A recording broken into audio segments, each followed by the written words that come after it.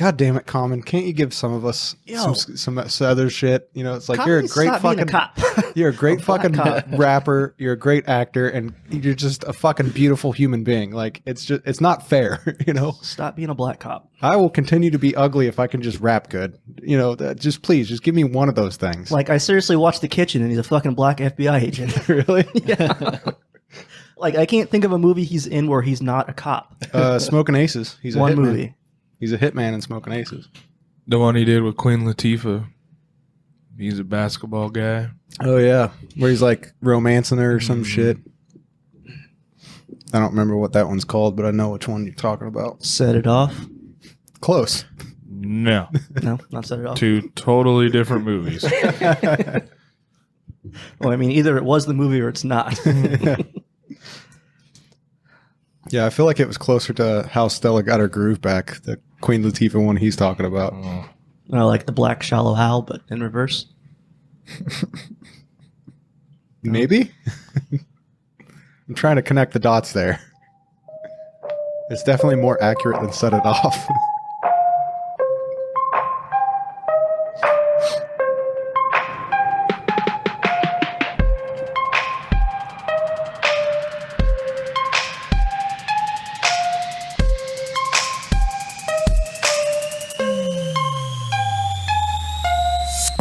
We are Broke Dude Podcast. I'm Jed. Chris. Jake. Blake.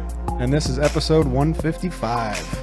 I'm not going to lie, I honestly kind of forgot we were doing the kind of lead-in thing there, and so I wasn't 100% sure if that was the go-go or not. The soft open. Yeah. So I was like, you know what? Fuck it. I'm just going to say it, and he'll either stop me or we'll keep going. You know? So what's been going on in the world today?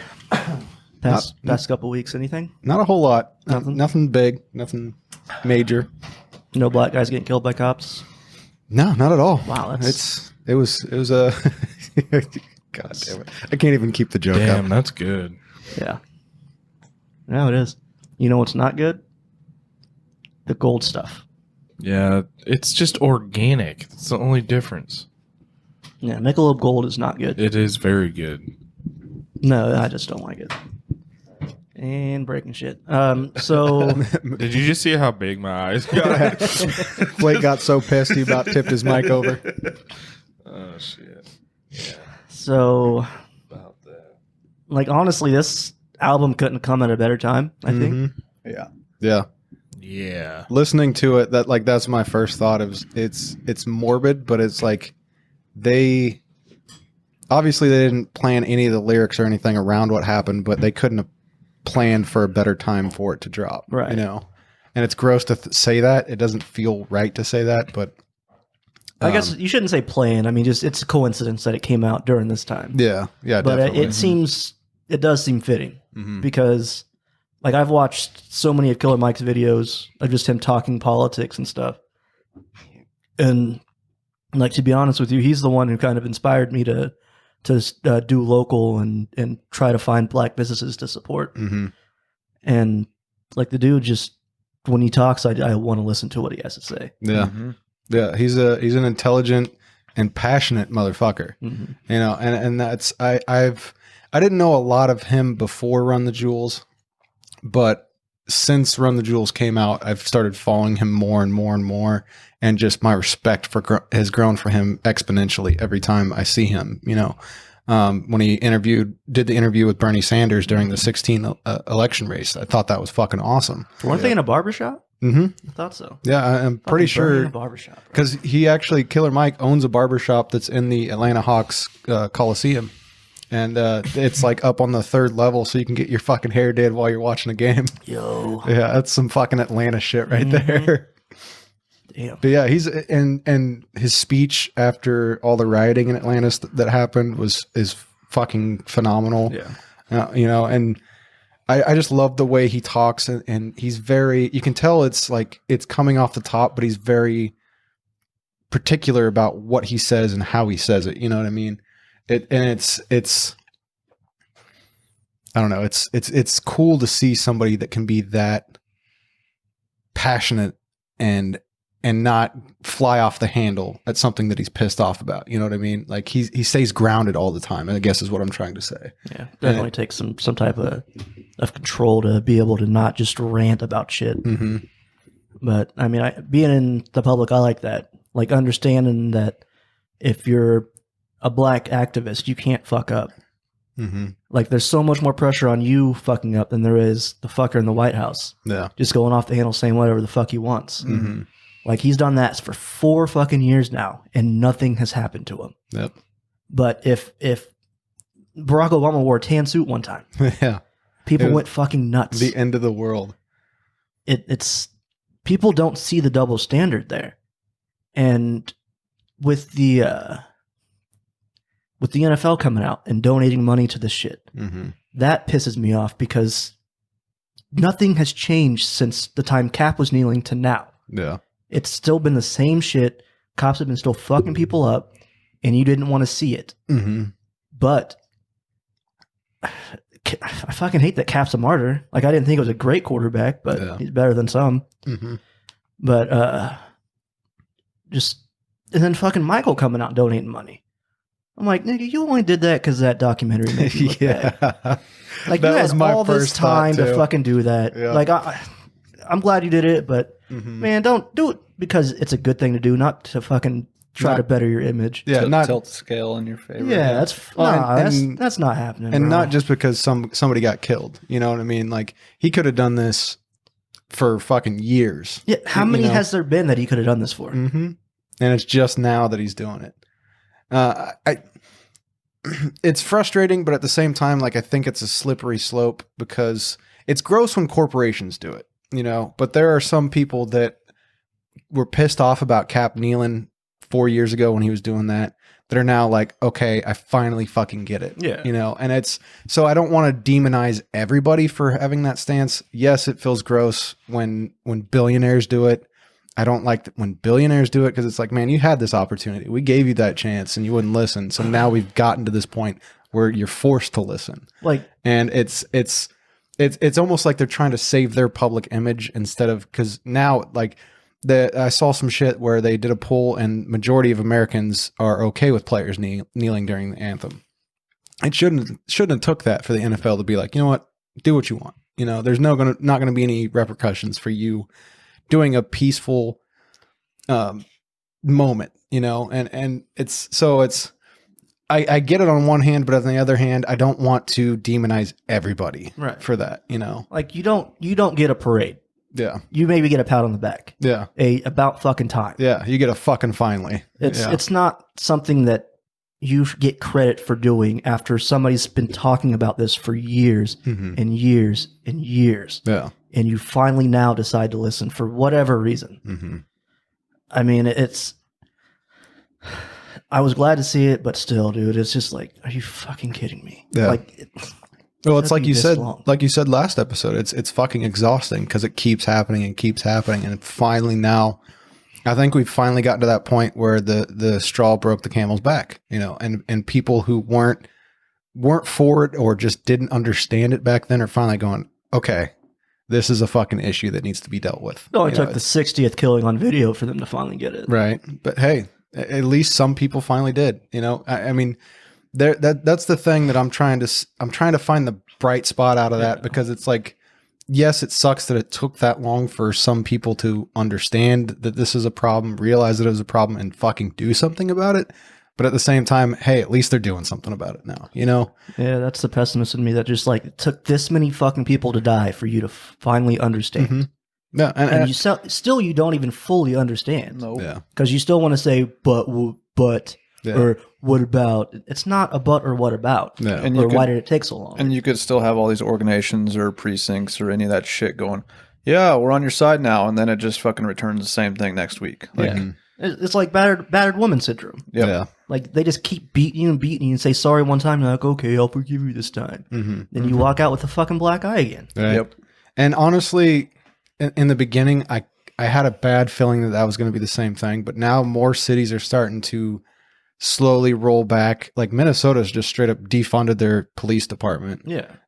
Denver has pulled the Denver PD out of schools. I think elementary schools and high schools. I'm not 100% sure. Looks But like so it's like, Seattle did it too. yeah. And so you're starting to see cities actually take steps that people have been calling for, you know, and it's like, well, that's a start, but this is just the very fucking beginning of it. You know, there's still a long way to go. We're just dealing with one small, teeny tiny aspect of this whole fucking shitty system. And it's like seeing them finally starting to take down these fucking slave owner statues, you know. First of all, if you haven't seen the video of people in Bristol pulling that shit down, rolling it down the street and throwing it in a fucking river, go watch that video right now, because it is chef's kiss beautiful. I watched that video 20 times that night. And you jerk off to it too? Oh, if I could have, I would have. It was that fucking awesome to see. Like, and that's just like, again, it's one small piece of the pie, and that's probably the smallest piece of the pie is taking down all these statues. You know, that's not really going to change anything per se, but it's a start. You know, there's so many things that are deeply ingrained in the system, in the way of thinking in this country, and that video I shared of Jane Elliott on Oprah, it made me realize that there's shit that is inherent in my brain growing up as a white man that are problematic. You know, they aren't necessarily racist, but they're problematic in my way of thinking. It's just, that's how I was ingrained by the system, by schools, by teachers, by adults growing up, that it fucking stuck. And it's like, I have to recognize that and correct that, you know, and there's nothing that, I don't think anything malicious came, like it wasn't a malicious intent to imprint that on me. It just happened because it's part of white culture. You know what I mean? Like, so it's taking that and realizing that there are problems in you, and that's okay as long as you're trying to fix them. You know, just admit it. Like, yeah, we're all flawed. It's fine. And you have it's not a weakness to admit it. enough cognitive realization to be aware of. Mm-hmm. Some people don't have that shit. Yeah, exactly. and that's the big problem, is the people that have it and don't realize it or refuse to acknowledge it. You know, it's because I saw some shit about former Packers tight end. Bubba Franks? No, Bennett. Michael Bennett. No, Martellus. Yeah, Michael's the D end. Yeah. He called out Aaron Rodgers after that tweet because he was like, he used to say they, and it's like, well, I mean, it's not. I don't see the problem with that. You know what I mean? Like, it's not. He didn't mean it maliciously. He wasn't saying that. He was saying like, oh, it's their fight and they're this and they're doing that. You know, it wasn't like. So it's shit like that it's like some people are trying to just dive in and go, hey, like everything you've done in the past, you're a hypocrite now. I'm not a hypocrite. I'm trying to fix the problems I had. You know, I'm trying to move on. I'm trying to make my thinking better and strengthen the thinking for the next generation to come, you know? And like, just to go back for 1 second, like when they're talking about defunding the police, they're not talking about just not funding police at all. Yeah. They're talking about taking away the fucking tanks, the fucking full body armor, the goddamn assault rifles and shit. The militarization that of the they do police. not need. Yeah. It's ridiculous when, like, I've thought this for You're so paying long. for the tear gas canister to hit you in the fucking Yeah. face. Yeah. Yeah. Hey, you want to be abused? Fucking just talk to a cop. Yeah. Like, that's really all it is. It's when our troops have to follow a certain set of rules when they engage anybody. Mm-hmm. An enemy combatant. Just not even an enemy combatant, just a civilian anywhere else. Mm-hmm. They have a certain rule of engagement to follow. Yeah. The police fucking don't. Nope. And that's part of the problem with this. Mm-hmm. They have nothing to check them. Yeah. And then seeing that fucking video of the New York police chief talking about, stop treating us like animals, blah, blah, blah. I'm like, who the fuck are you talking to? Yeah. Yeah. You want some respect? You work for me, motherfucker. Yeah, exactly. I pay your shit through my taxes. Mhm. You are here to protect and serve me. Mm-hmm. The job you decided to do. Yeah. Not anybody forced you to do it. Yep. You chose to do that job. You get what comes with it. Mm-hmm. The same thing can be said about any congressman or, you know, public official. Like, motherfucker, you work for us. You don't Yeah. work for these corporations that are feeding you trillions of dollars and hush money and to support the agenda that they want. You work for us. the common man, the same person you're trying to strip everything from.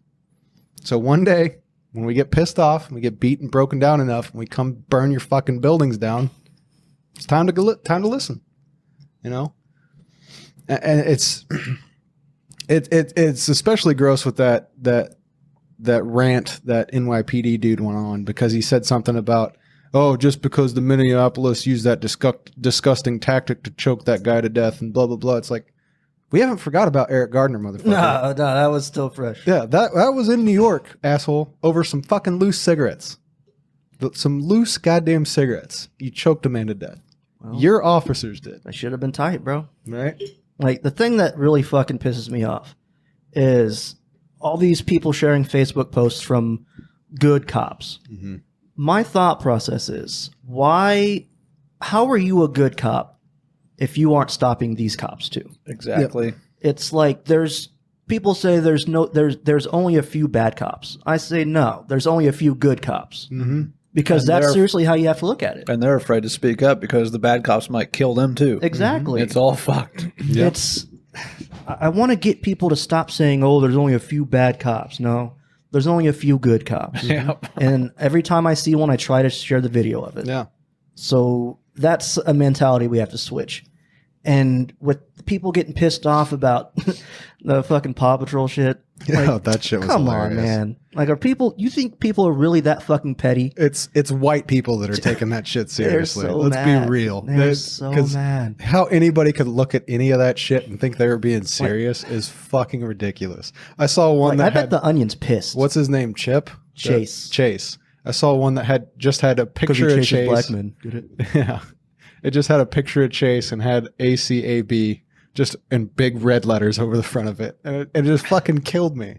And then that one that all dogs go to heaven except for those class traitors from Paw Patrol. That one, I fucking died laughing when I saw that one.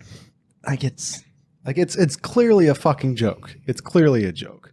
And it's one of those things where it's like, we're talking about the system here. We're not talking about fucking TV shows or children's TV shows. We're talking about the whole system that fucking puts down an entire group of people. Get your fucking head on your eye on the ball. You know, like, focus here, motherfucker. We've been telling you for 5 years really fucking loudly, 50 years kind of in the quote unquote way you want it. Like, it's time to fucking open your ears and listen. The people want change, real meaningful change. Yeah, I'm glad that I live in Salina, Yeah. middle Kansas, where I've never experienced anything like that with the cops. But I'm also not blind or ignorant enough to think that it doesn't happen. Yeah. You know, it's one of those things where it sounds so fucking bad, but I'm glad Jalen's light skinned, because just walking by, you're not gonna, just a passing glance, you just a little white kid. Mm-hmm. But And that's a sad mentality to have, but it's a Yeah. real fucking issue. You know? and like, I mean, I get people joke about it, but when we joke about race and shit like that all the time, but the difference between us and, say, conservatives making the same joke is we acknowledge that it's a problem. Mm-hmm. You can't make a joke about something, because then you're laughing that you can't make a joke about something that you don't acknowledge, Mm-hmm. because then you're laughing at it. Yeah. You're not laughing with it. Yeah. What we do is more satirical than I read this great quote from Carlin where he was talking about Andrew Dice Clay making fun of gay people and you know, something else. I can't remember what it was, but he was saying something about, he's like, I make comedy not to punch down, and I think it's lowbrow to punch down. It's like, that's why all his shit was always attacking the government or the system or, you know, institutions. Like, he was supporting gay people before it was popular. He was attacking the Ku Klux Klan. So it's all he did was punch up with all of his fucking jokes and the 8 goddamn specials he had. All he did was punch up, and he thought it was in bad taste to punch down, to attack underrepresented people or quote unquote minorities in this country. You know, like, And I thought that was just beautiful. And I'm obviously butchering everything he said, but Probably. and the point he was making, but it was just a great thing to think about. It's like, you can make those jokes if you're not making fun of those people. You know what I mean? Like, there are ways to make jokes and have them be fucking great that aren't punching down and attacking those certain groups of people, you know? And I feel like, I mean, sometimes we toe that line pretty fucking close, but we try to keep it pretty That's satirical. why I when we're keep my doing it. toenails real short. Yeah. So I don't cross it. But I mean, this dick did look like it was. Anyway, yeah, I just one of the other good things that came from all of this is that like LeBron and Trae Young and them started a voting group. Mm-hmm. Or, So did Patrick Mahomes and Tyrann Mathieu. Yeah, They're trying to get people registered in KC. and it's I don't think Pat and Tyrann would have been able to do that had Goodell and then the NFL came out and said, "Hey, we're going to support this." Mm-hmm. You know, because that's I think that's a little bit of chicken and egg argument there, because I don't think the NFL would have came out and supported it had Pat not been a part of that video. The players did. well, which one came first though? I mean, this one is like literally which one came first. The video came before. So the biggest star in the NFL came out and said, "Hey, I'm doing this." Yeah, he was part of that. Okay, so that's That video where all the players were saying, "Hey, we want the NFL to acknowledge Black Lives Matter and condemn racism," and you know that whole video where all those players did all that shit. okay. And honestly, he was the biggest name in that video. I mean, he's your fucking Super Bowl champ, MVP. Like, he is the highest that he can be right now, and to be a part of that's huge. You know. Is it gross for him to be like, hey, I'm going to fucking stand out here for 12 hours and sign autographs if you register to vote? No, how's that gross? I don't know. mean, I didn't know if people looked at it like, Well, I'm sure Laura Ingraham has an opinion on it. yeah, she probably thinks it's gross, but I mean, fuck I her. guess I've just never heard of anybody being like, hey, you know, I'm going to use my stardom or my celebrity and bring thousands of people out. Oh, and you can register to vote. Like, I've never heard of anybody doing that. Yeah, and that way nobody's done it, but like P Diddy's done the rock the vote thing for years, That's you know. true. So there have been people that have tried and tried and tried, and they just haven't been able to. I mean, young people don't give a shit, you know. And I still know people our Oh, age. they that are would like, if "Oh, I Drake don't." was outside. He's Canadian though, so fuck him. Yeah. But I'm just saying. Yeah, I know what you mean. The point you're level, making. Yeah. Like if he were to just show up somewhere and people would freak the fuck out and be like, hey, I'll do this concert if you guys register to vote or something like that. Like I've never heard of anybody Yeah. doing that shit. I think it's awesome. I mean, it's sad mostly for the fact that some people require that to register to vote. Is it just to register to vote or to actually go vote? Who Because there's a But I difference. feel like if you're registering to vote, that's at least one step Or yeah, one step more closer. than what it was. Right. And the cool thing about what LeBron and them are doing, I don't know if Mahomes and the other dude are doing it, but LeBron and their group is like focusing on educating people on how governments are trying to suppress your vote, like by closing polling stations here, here, and here, and only having a polling station here, or how they're making districts so that way it benefits them, even though this side gets the majority of the votes, Yeah. gerrymandering and shit. I don't think Mahomes and Matthew are going to that extent. I think they're just trying to get people to register and go out and vote. But at the same time, don't quote me on that. I haven't looked fully into what they're doing. So And as important as it is to vote, it's still crooks on both sides. Yeah, but it's either a The whole- pickpocket or a murderer. Which one would you vote for? I think they're all murderous chomos.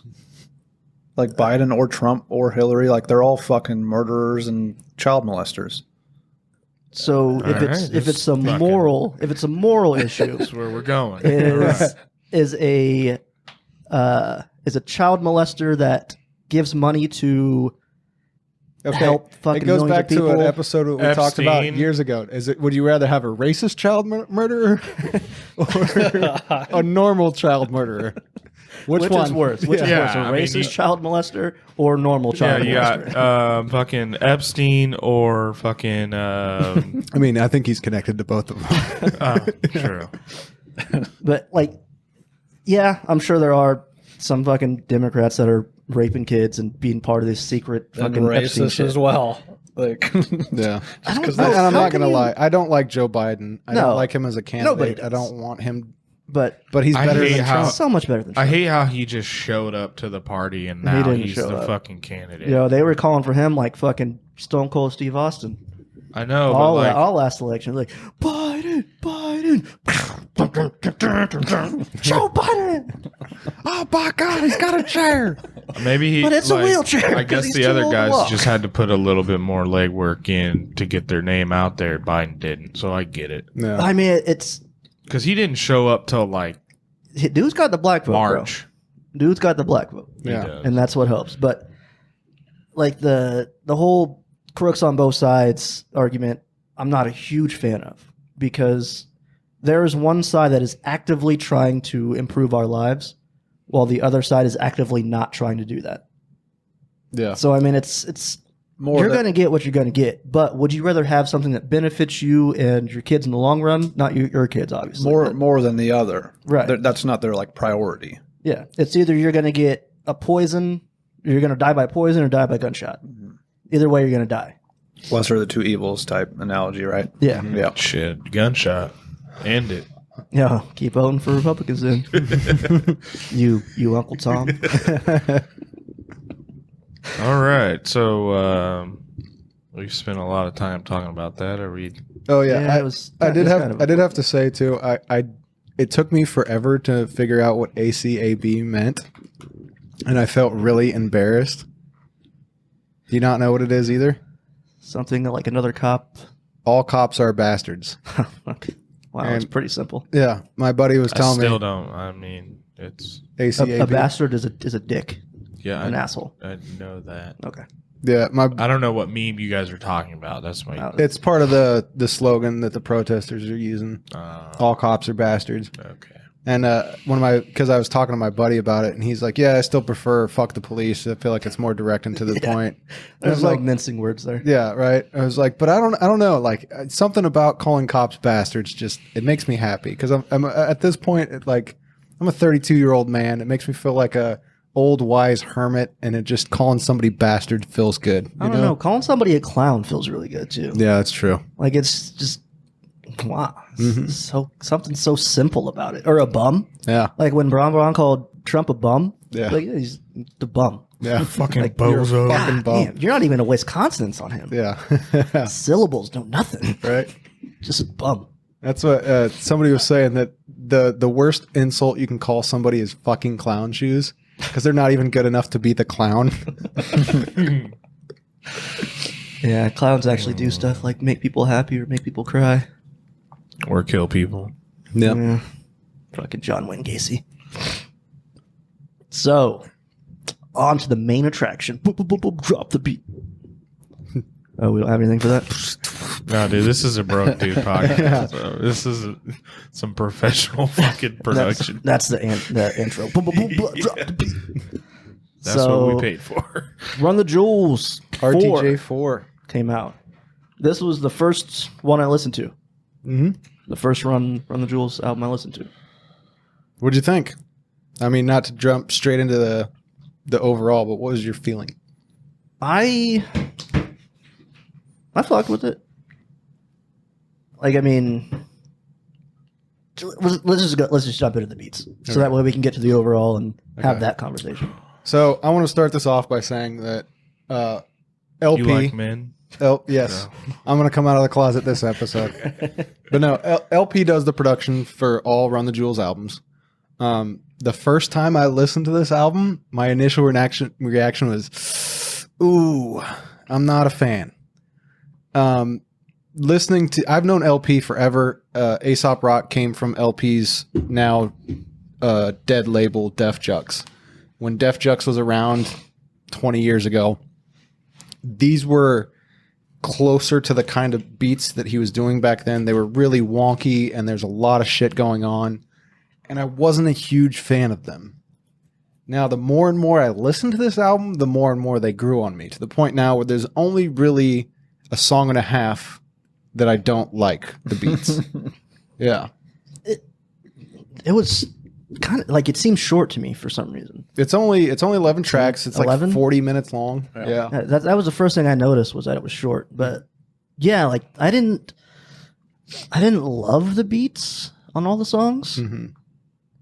That's But- where I'm at too. It's like I don't hate them, but I'm not a huge fan of most of them. You Like know? Just is my favorite. Yeah. That was a good one. That's probably because Pharrell did it, Yeah. right? No, Or he's just on feature. it. Yeah. Okay, No, yeah, Pharrell did it. No, he's just a feature. He did the beat. Oh, really? yeah. I don't see him Okay. being on a song and not doing the beat. I was gonna say because LP does most of the production for Run the You'll Jewels. know when Pharrell does a beat because he always does 4.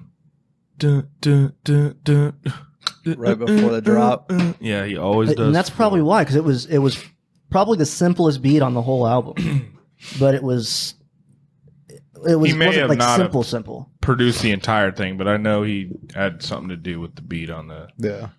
song. Like overall, like that was just my favorite one. It was. I should get out my earbuds and listen to it right now, but it was just simple. Like there wasn't a whole lot No, of fucking. it was all LP. Was it? Really? Yeah. All right, And I'll go then- on that one. Josh Homme, the lead singer of Queens of the Stone Age. But Pharrell was in the hook, right? Yeah, he was on the hook on that one. And Josh Homme was on. I can't remember which one he was That on. probably cost him a little bit, huh? There was a Having Pharrell on the hook. right. I wish I could do It that. ain't cheap.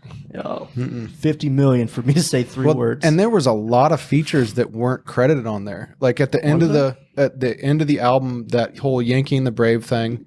The guy that does the speaking part was a country singer, and then Aesop Ferg does part of the final outro, like when it's like Yankee voice and the sounded Brave, familiar. brave. Yeah, it was some country singer and Aesop Ferg, and I had to go and look it up, and that's who they credit it with. So they're not even a quote unquote feature on the album, but there's several tracks. Like I don't think Gangsta Boo is officially featured on Walking in the Snow, that was a fucking way different song than her first feature with Run the Jewels. Because her first feature with Run the Jewels, the hook is "I got my dick in your mouth all day."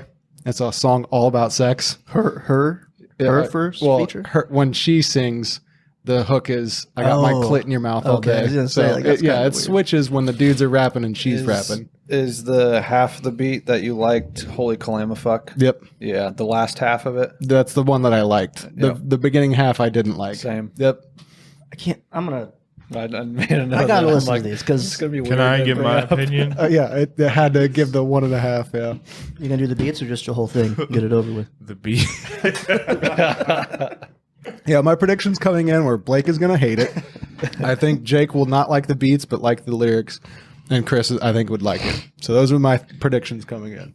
The only beat on the entire thing I liked was Just. Just? That was the only song that I liked. Really? Yes. I had a feeling that was going to happen. We're just doing beats, right? Yeah. Okay. Then I'll leave it. I'm with you there on that beat. See, I don't mind the beginning of Holy Clamafuck. See, it wasn't, like I said, it's weird because to pick the ones that I didn't like was basically picking it was easier for me to pick the ones that I loved. The two that I love, I really fucking love. But the ones that I didn't like were the beginning half of Holy Clamafuck and The Ground Below. And it wasn't that I hated them, it was just they were the bottom of the album for me. you Mine know? was Goonies versus E.T. and Out of Sight.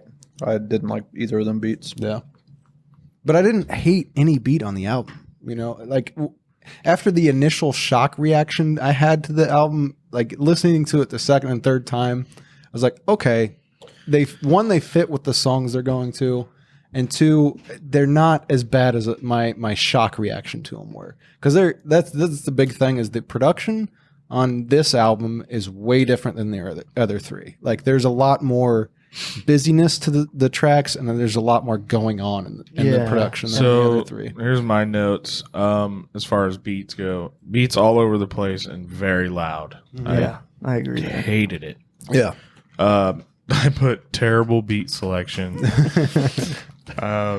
And yeah, And like I said, I had a feeling you weren't gonna like it initially because I was just like, man, like when I listened to RTJ 1, 2, and 3 the first time, I was like, oh fuck yes, let's do this. You know, this one, my initial reaction was, I don't like this. That's right. You know, and it wasn't until I got to the second and third listens of the album that they started to really connect with me, and then I was like, okay, I don't mind them anymore. You know. Like as far as favorites go, like Just was one. Like Just and A Few Words for the Firing Squad are tied for my 1 and 2, Yeah. or 1A and 1B, because the way that A Few Words Firing Squad like kind of ramps up, and that was one of my the yeah that was one of my 2 favorite beats was that one too. and it's the simple ones. Like there's just so much going on in that shit. I'm trying to listen to the beats and blah blah blah. I like the production. Like the 2 that I chose for worst beats, I had to like try to find bad ones. Yeah. I didn't mind the beats. Like I liked how they were just, you know, it's moving and dancing from all over on your head. And Yeah, I felt like it was World War III in my head. yeah, And I think that's what he was going for. I mean, if you listen to the lyrics on the album, it fits exactly. And that's why, like I said, my initial reaction was, and then as I listened to it again and again, I was like, okay. And since Wednesday, I've listened to the album full every day, except for the weekends, which I don't. I work 8 hours a day. I have headphones in. It's easy to go through albums. I put message was clear but hard to hear. Yeah, that's the very first thing I noticed. Like specifically with LP, like whenever he raps, I can't make out what he's saying. Yeah. because he's kind of not really mush-mouthy. mumbling. Yeah, he's but kind of it's- mush-mouthy. Yeah, it's his cadence mixed with the beats being so fucking loud. that Brooklyn fucking mouth. Yeah, I mean, I don't mind. I don't mind. white boy. It's just turn the beats down so I can hear your ass. I'm gonna get a lot of flack for this, but I think Killer Mike's rap voice is trash. Really? Yes, I would put that in this category as Kendrick Lamar's voice. You don't like Kendrick Lamar's voice? No, Nah, he's I weird can't like that. stand it. Bro, Damn. you have I'm not saying he's a horrible rapper. He's very You good respect at what he rapping. does. Yes. It's just not for you. I just Yeah. can't. I'm a little there with you on Killer Mike. Like some of his flows were just kind of like, but I like how he's kind of just bouncy, and It's some of them were just very like preachy instead of like riding the fucking beat or the pocket, you know. But at the just same time, doesn't like those beats were so sound weird. I don't true. know how you That ride is them. true. You know, like there's that one where he goes bum bum bum bum bum with the beat, and that was the only time I was like, okay, you're synced up. You know, everything else was like, there's no way to sync to this beat. You his know? voice isn't very ear pleasing to me. Yeah, Like See, I it's don't- very God damn it, what's the word? Like what he's doing, not rapping. Like being a Spoken word, like being a poet. no, like God damn it, I just went blank. It's like Yeah. playing charade with your bitch. Like ass. when you fucking fishing no, like when you're talking to his people, cadence, preaching. not preaching. I don't want to use that word. his cadence. No, When his you're like lecturing. I guess, or like if you're at a like, I don't know. Anyways, at a it's rally. yeah, it's like very rally-ish. Like I'm proud, you know, like I'm at a riot. I'm trying to talk to these people. Like that's how it sounds to me when he's rapping. I guess that's So Part of the reason why I like emphasis it. off for you, kind of. yeah, it's like it doesn't it. I just turn it off as soon as he starts rapping. I'm just like, ugh. Yeah. It's so loud. It's so like blatantly in my face. I and see what you're saying. I think that's part of the reason why I like it, because it sounds like he wants to get his message across, and he's gonna an enunciate activist. words. Like like Yeah, I can see that. And activist. that's the rapping. kind of album this feels like. You know what I mean? Like, 100%. And I can see that not being your style, and so it'd be off-putting. Like I said, I have 3 pages of the lyrics written down in here because and one of them is just walking in the snow and fuck right underneath it because bars. I mean, fucking Killer Mike's verse is the shining example of that song, you know. But LP's verse is still fucking great in that song, you know. And the lyricism is so fucking good. It's so good. And you know, I couldn't appreciate it until I actually sat down and read along with the song, because you can't fucking hear anything. it's like, God, I want to hear what you say, but God damn it, turn Yeah, the beat down. And When that's you got fucking bombs going off in your ear. Right. Hold on, what was that? and unfortunately, like sometimes that's what it takes with this kind of hip hop is once you hear, so like sit down and listen to it and read the lyrics once for every song. Every time you listen to it after that, you can pick it up. Yeah. But it takes that initial going in deeper than just putting it in your ears and going, okay. That's what makes me afraid for albums like this Yeah. and like Aesop is they're wanting to get a message across, but it's so woven that the people that need to hear the message that don't understand this shit don't understand the music either. Yeah. They can't fucking pick it apart good enough to know what the message is even being told, right? Yeah. It's like, I think it's great, but like spell it out a little bit more for the retards in the room. Yeah, like have West Side Gun on your album. Right? Yeah, literally. Oh, I get it now. Spell it. Today's word is fuck. Like That's why I lean more toward the production on this album because I could feel the beats, but the lyrics and just the message, it wasn't like clear enough, I guess. I had to dig to try and go, what the fuck are they talking about here? yeah, like And then there were songs where like LP was talking about one thing and Killer Mike was on a different subject, and they're talking about like he wants respect, he wants to like be immortal, and people to remember his activist like But as a legend. aren't they you know? one and the same? What? Respect and being immortal. Yeah, but LP's was more like I've been in the rap game forever, motherfuckers. Oh, okay. And you ain't So giving like me he no- wants his flowers basically. And I think part of that comes from the whole reason Run the Jewels formed is because they were two 40-year-olds that wanted to rap like they were 12 again. And it slowly grew into this, like as they've gotten progressively more and more, I want to say Rage Against the Machine as they've gone on. So it's gotten more, they've gotten more about the message than it was just rapping about their dicks. Like Yeah. it wasn't RTJ1, you know, like, Which is fine. Yeah. But choose some fucking beats I can hear you on. Yeah, it's like I when we think were go coming- back and listen to RTJ2. I like to. I think I think that's more your style. Okay. And I don't mean that bad. I just, the production is way fucking out there on this I haven't one. listened to 3 yet, but I listened to 1 and 2, waiting on 4 to come out, and 2 was nice. 2 was In my collectively opinion. considered their best album. Well, until this one. A lot of people think this one has surpassed 2. I'm more of a fan of 3 than I am 2, but I mean, all their albums are fucking great. I'll have to listen to 2, 3, and 4 like same day. Yeah. I think they're all fucking great. They're all different though. Like I said, this one's more activism-y than anything they've also done. 3 was kind of a hybrid. Like you could tell that was the middle ground between them being those braggadocious 12-year-old, 40-year-old rappers and being activists too. And so it's, I don't know. I initial reaction was bad for this album, but the more I listen to it, the more I love it. I really, really fucking do. 3 pages of lyrics will tell you. Like I said, walking in the snow, just fuck. What's the next category? So overall beats, Jed, how are you on beats? I'm pretty middle ground. My favorite were Ooh La La. I think Ooh La La is an all-time great beat. I fucking right when it love first that started, one. I knew that with the fucking little grindy shit at the beginning. I love that beat so fucking much. And Message for the Firing Squad. Yeah. I love that beat a lot too. It's so simple, and I wish it was more. I don't want to say I don't want the whole album to be more like that, but just tone it down a little bit. Yeah. You know, like I said, LP's early production is even worse than this album was.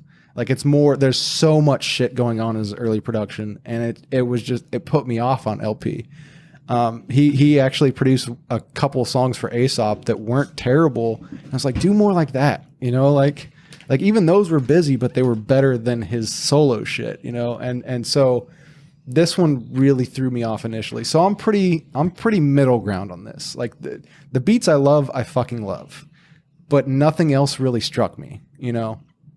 They're all just kind of meh to good, you know. Like I don't think any of them are great except for the 2 that I'm a fan of, you know. Blake, He hates them. Like the only song that I liked was just the ones that I thought were all right were Out of Sight, Goonies vs. E.T., Walking in the Snow, and Pulling the Pin. I like the pulling the pen beat those too. two. And then the rest I like.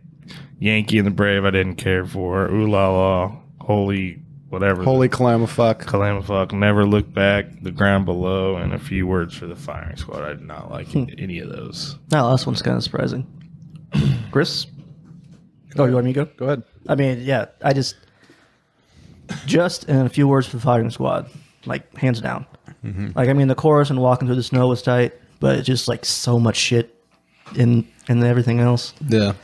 But it just so much shit going on. Just if you got a message, simple beats, that'll get your message across. That's True. If you don't want people to hear what you have to say, fucking throw 50 million hi hats in there. And with that some might bass have been drums my and shit. problem because I liked the beats, so they sucked me in instead of listening to what the fuck they were. Actually saying. Yep. Yeah. Yep.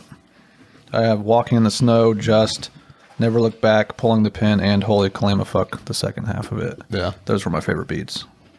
Yeah, that beat switch in Holy Calamafuck, I really Yeah. like that beat switch. Same.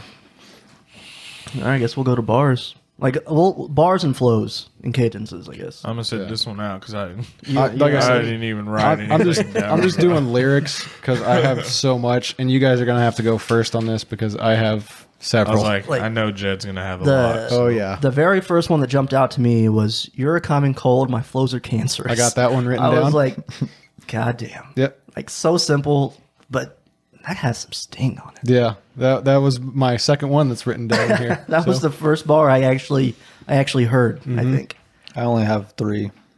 Yeah, I wrote. I down didn't too. like it dig deep enough because I've been tired and it was hard. I sat down on a Saturday and listened to it while reading the lyrics, and then like wrote them down or marked them so that I could write them down and have them because there's a lot in this fucking And the, album. To like the digest. ones that I liked were like 4 to 6 bars, and I'm like, I'm not just gonna bring a whole chunk. Yeah, I did. Might as well just wrap I the whole did song. several times. And then you said you had Don't 3 worry. pages. Yeah. I'm like, I'll just do it. Don't worry. I got you covered. So my second one is friend saying he could be another Malcolm, he could be another Martin. She told my partner that she needs a husband more than the world needs another martyr. Mm-hmm. I was like, I mean, I could. That was That's deep. Words for the Firing Squad, right? Yeah. Yep, I remember that. I remember that. It just the way he was saying it with the beat, just dun dun dun dun dun dun dun. And he's talking about somebody talking to his wife. Yeah, and it's the way he does it is so fucking good. It's and then fucking I got one from LP. Is it was on fuck I can't was it Just? I think it might have been on Just. It's like, man, you better duck out, get the bag and bug out. Try to run home. You might run your luck out. Because just when your base is loaded, they'll roll a grenade in the dugout. Yep, I had that one too. Like, why is that so funny to me? That's from Just. Yeah, and it makes Things are sense going too. good. Just swipe Just, the fucking hey, rug here's a out. fucking grenade, bitch. Yeah, and that's part of the reason I wrote it down because it like the message there is like just when you think you're doing great, they're gonna fucking throw something in your way to stop you. You know? I don't know. Like, I'm imagining like the start of a fucking Call of Duty match. Someone just throws a grenade across the map. Yeah. Like, oh, well, fuck. Boom! Right, Let's all right from the respawn. get-go. Yeah. Yeah, that's all I had. That's all I could hear. Unfortunately. I jotted down the one from Ooh La La. Got the Semi and the Hemi going, gimme, y'all. I thought that was pretty dope. Bitch, we cool as penguin pussy on the Polar Cap Peninsula. Yep. And I'm not so sure opportunity's knocking. It's probably the law. Yeah. I thought that was pretty Yeah, that one's strong good. for not being very like wordy. Yeah. So how many did we knock off? Well, 6. Did we knock 6 You off? knocked off 2. Ah. He didn't hit any that I wrote down. Wow, I wrote you didn't down hit the spot, Chris. I wrote down fucking paragraphs, bro. Like the whole songs. Yeah. Just to be clear, too, De La Roca's whole spiel. Oh my god, I got some De La Roca on this one. That's too. probably my So favorite You guys ready verse on the for fucking my album. dissertation? Let's hear it. I actually have the song and who sang it too. Oh. So, my first one is I'm afraid of nothing but nothingness ain't that something from LP on Ooh La La. Yeah. I just love that. That's I love a very Jed bar. Then the The Killer Mike one from Holy Clam of Fuck. My flow, you're the common cold. My flows are cancerous. The next one I got is also from Holy Clam of Fuck from LP. Ayo, 1 for Mayhem, 2 for Mischief. Now aim for the drones in your zoning district. Hindenburg 'em, get 'em, burn 'em. Can't give the ghost up, no resistance. Pass the shit, Mike. I have to insist it. Reality sucks dick. How's that for wisdom? I Yo, love that bars. fucking line. Turn your fucking beats down, bro. Right? God. Then I got, now I understand that woke folk be playing. Ain't no revolution that's televised and digitized. You've been hypnotized and Twitterized by silly guys. Cues to evening news make you sure you're ill-advised. Got you celebrating the generators of genocide. Yeah, that bar right there. Killer Mike from Goonies vs. E.T.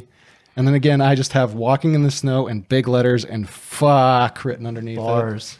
it. It's so, that Killer Mike's verse especially is great, but there was an LP verse in there that his verse I loved a lot too. Part of the walking in the snow from Killer Mike is, all of us serve the same masters, all of us nothing but slaves, never forgetting the story of Jesus, the hero was killed by the state. I fucking love that line so much. I can hear his voice saying it too. I got your thing from Just from LP about the grenade in the dugout. They roll a grenade in the dugout. Damn. Zach De La Roca from Just. So I'm questioning this quest for things as a recipe for early death threatening, but the breath in me is weaponry. For you, it's just money. Like I love just fucking, and the way he delivers it was so fucking good too. Yeah. Let's see. LP from the ground below. Born from the ether, I just appeared out a cloud of reefer, screaming "fuck the world." It can drink what's coming out of my urethra. Another That just jet made me bar. fucking laugh. Another I jet love bar. it. From Pulling the Pen, LP.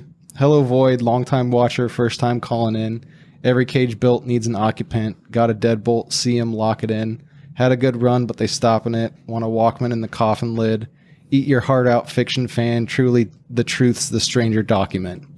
I love that line. It's. I mean, you can read a lot into these bars. They're awesome. You just can't hear a lot into them. Yeah, it's true. It's true. The first time, if you look at the lyrics while you're listening to them, they're fucking great. That's how I like my music. I like to read along. Yeah, you got to think. It's called critical thinking, asshole. Just once, and then you can hear it after that. And then my last two were a few words from the firing squad. The first one's from LP. For the holders of a shred of heart, even when you want to fall apart, when you're surrounded by the fog, treading water in the ice cold dark, when they got you feeling like a fox running from another pack of dogs, put the pistol and the fist up in the air. We are there, swear to God. Love that shit. And then the other one's from Killer Mike, and it's the very end of a few words of the firing squad. And this is for the do-gooders that the no-gooders used and abused, for the truth tellers tied to the whipping post, felt beaten, battered, and bruised, for the ones whose body hung from a tree like a piece of strange fruit. Go hard. Last words for the last words for the firing squad was "fuck you too." And to end the song, to end the song with that "fuck you too" is just, it was beautiful. I love the way they did it. And Killer Mike snuck something in there. I can't remember what song where he's talking about. He like fears that he might be assassinated because of some of the shit he's saying, like the "Kill Your Masters" thing. Because he popped up in WikiLeaks. Yeah. Yeah, I can't remember what song that was too. I think that was "Walking in the his Snow." fall as well. That was "Walking in the Snow." I'm pretty sure. Well, was it Maybe. "Walking in the Snow"? I don't know. Like "Walking in the that Snow" or is "Never so Look much. Back." I can't remember. Yeah. I think it was Walking in the Snow. So, song. Like, my favorite song on that was A Few Words with the Firing Squad. Yeah. Like, bars, beat, their cadence, their all that shit. The message was... On point. To me, that was the best song. Yeah. Like, they could release that as a single and I'd fuck with it. Yeah. I did watch a review. Ooh La La is all around my favorite song on the thing. But I watched a review where the guy was like, that doesn't fit on this album. With everything else that's going on, all the activism, like Ooh La La doesn't feel like it fits on this album. And I understand that, but I like I said, that beat is one of my all-time favorite beats. I love that fucking beat. There was some killer bars in that song. It's less activism-y, and I think that's why it was better suited for the first two tracks of the album. But it's still like anti-money-ish, right? Yeah. Kind of like it had, but it was like toned down Yeah. compared to the rest of the album. yeah, You know? more fun and vibey. Yeah. It was like their radio edit kind of thing. You Yeah. know what I mean? And but that was my favorite song in the album, followed by I Love Just. I loved A Word from the Firing Squad. Walking in the Snow is a fucking masterpiece. I love that the lyricism in there is fucking mind-boggling. Even I think Killer Mike's verse on that song is the best I've heard in 5 years. Best verse I've heard in 5 years. But I think LP's verse is still great too. It's just overshadowed by how good and how timely Killer Mike's verse is. Blake, favorite song? The whole Song album? 12. Oh, the one that's not on the album? Yeah. Chris. I knew you were gonna hate it. I knew I you were don't gonna hate hate it. In my notes, You can go over the overall in a second. Just pump the brakes. I really liked Yankee and the Brave, the first track, The intro? just out the gate. Yeah, He had a bar in there was talking about he has like one bullet for all the cops or himself, and yeah, Yeah, Killer talking Mike. about if he It's can gonna be- shoot at the cops or shoot himself in the head. It won't be in either way. It suicide. won't be suicide. That was one I forgot. And then Just and Ooh La La. Just I really like because it's like slave masters posing on your dollar bills. Yeah, Like, that hook was dope. God. Yeah. I like Get it? I sort of liked the song with 2 Chainz on it. That's Oh yeah, that was but- one thing I wanted to say too. out of sight. But Yeah. then like he started rapping weird and I was like, Yeah. 2 Chainz rapping I weird? liked the Yeah. song, but it was like 3 different styles right. of And I was verses. like, And that to go back to your "Chainz, point this about isn't your yeah. alley. Like stick to fucking stripper music and yeah, why is he on the album? Yeah. And that was my first thought was like, oh, I get Jake's point about the fucking Royce song. Was it West Side or Benny? It was West Side. West Side. Yeah, with West Side on it. I was like, this does not fit. No. But at the same time, like his lyric about if gonna buy a hot dog stand if I'm trying to be Yeah. frank, Yeah. I Yeah. fucking laughed when I liked heard that that. one. He has You know? one-liners, like, for sure. It's But- so good, but it's just like this does not work with this album. No, it's like I was listening to it, I was like 2 Chainz is on this shit? Bruh. Mm-hmm. All right, Blake, go ahead and shit on it. Overall. Drop your draws. It's just not my vibe. Not my vibe. I mean, I understand the whole activism thing. That shit's important. I get that. It's Yeah, just fuck not Black me. Lives. Yeah. That's what Blake's It's saying. just not me. You know, like Yeah, I don't have that bone in my body. yeah. I'd rather listen to you talk about your feelings and your girlfriend that you had 12 years ago. And I honestly, I would rather listen to that than listen to this. Yeah. So, I mean, it's just not my vibe, but I get it. Kind of like how you were with Drake. Like, you know, It's there's- basically the exact opposite. I get it. Yeah. Like me with the Drake album and you with Yeah. this. Yeah.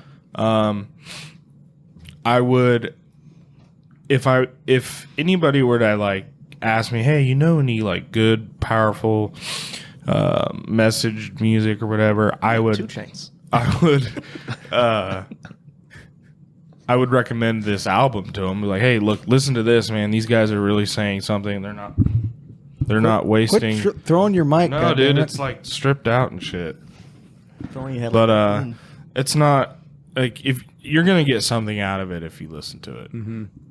So overall, for me, I'd probably give it 2 stars out of 2. out of 5. out of 500. 5. Like I'd give it 2 just because Pharrell was on it. There we go. Okay. And he's happy. Clap along. Yeah. No, and like I said, it's just not my vibe. I get it though. That makes sense. It's the same thing I was with Drake. So Jed, do you want to balance out the bad energy? this album was really hard for me. Lyricism wise, I think it was their best album. Beats wise, I think it was their worst. So it was weird.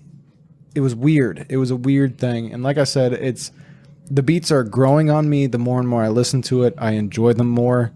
but there's a lot going on in those productions, and I don't like that style of LP production. I'm not a huge fan of it.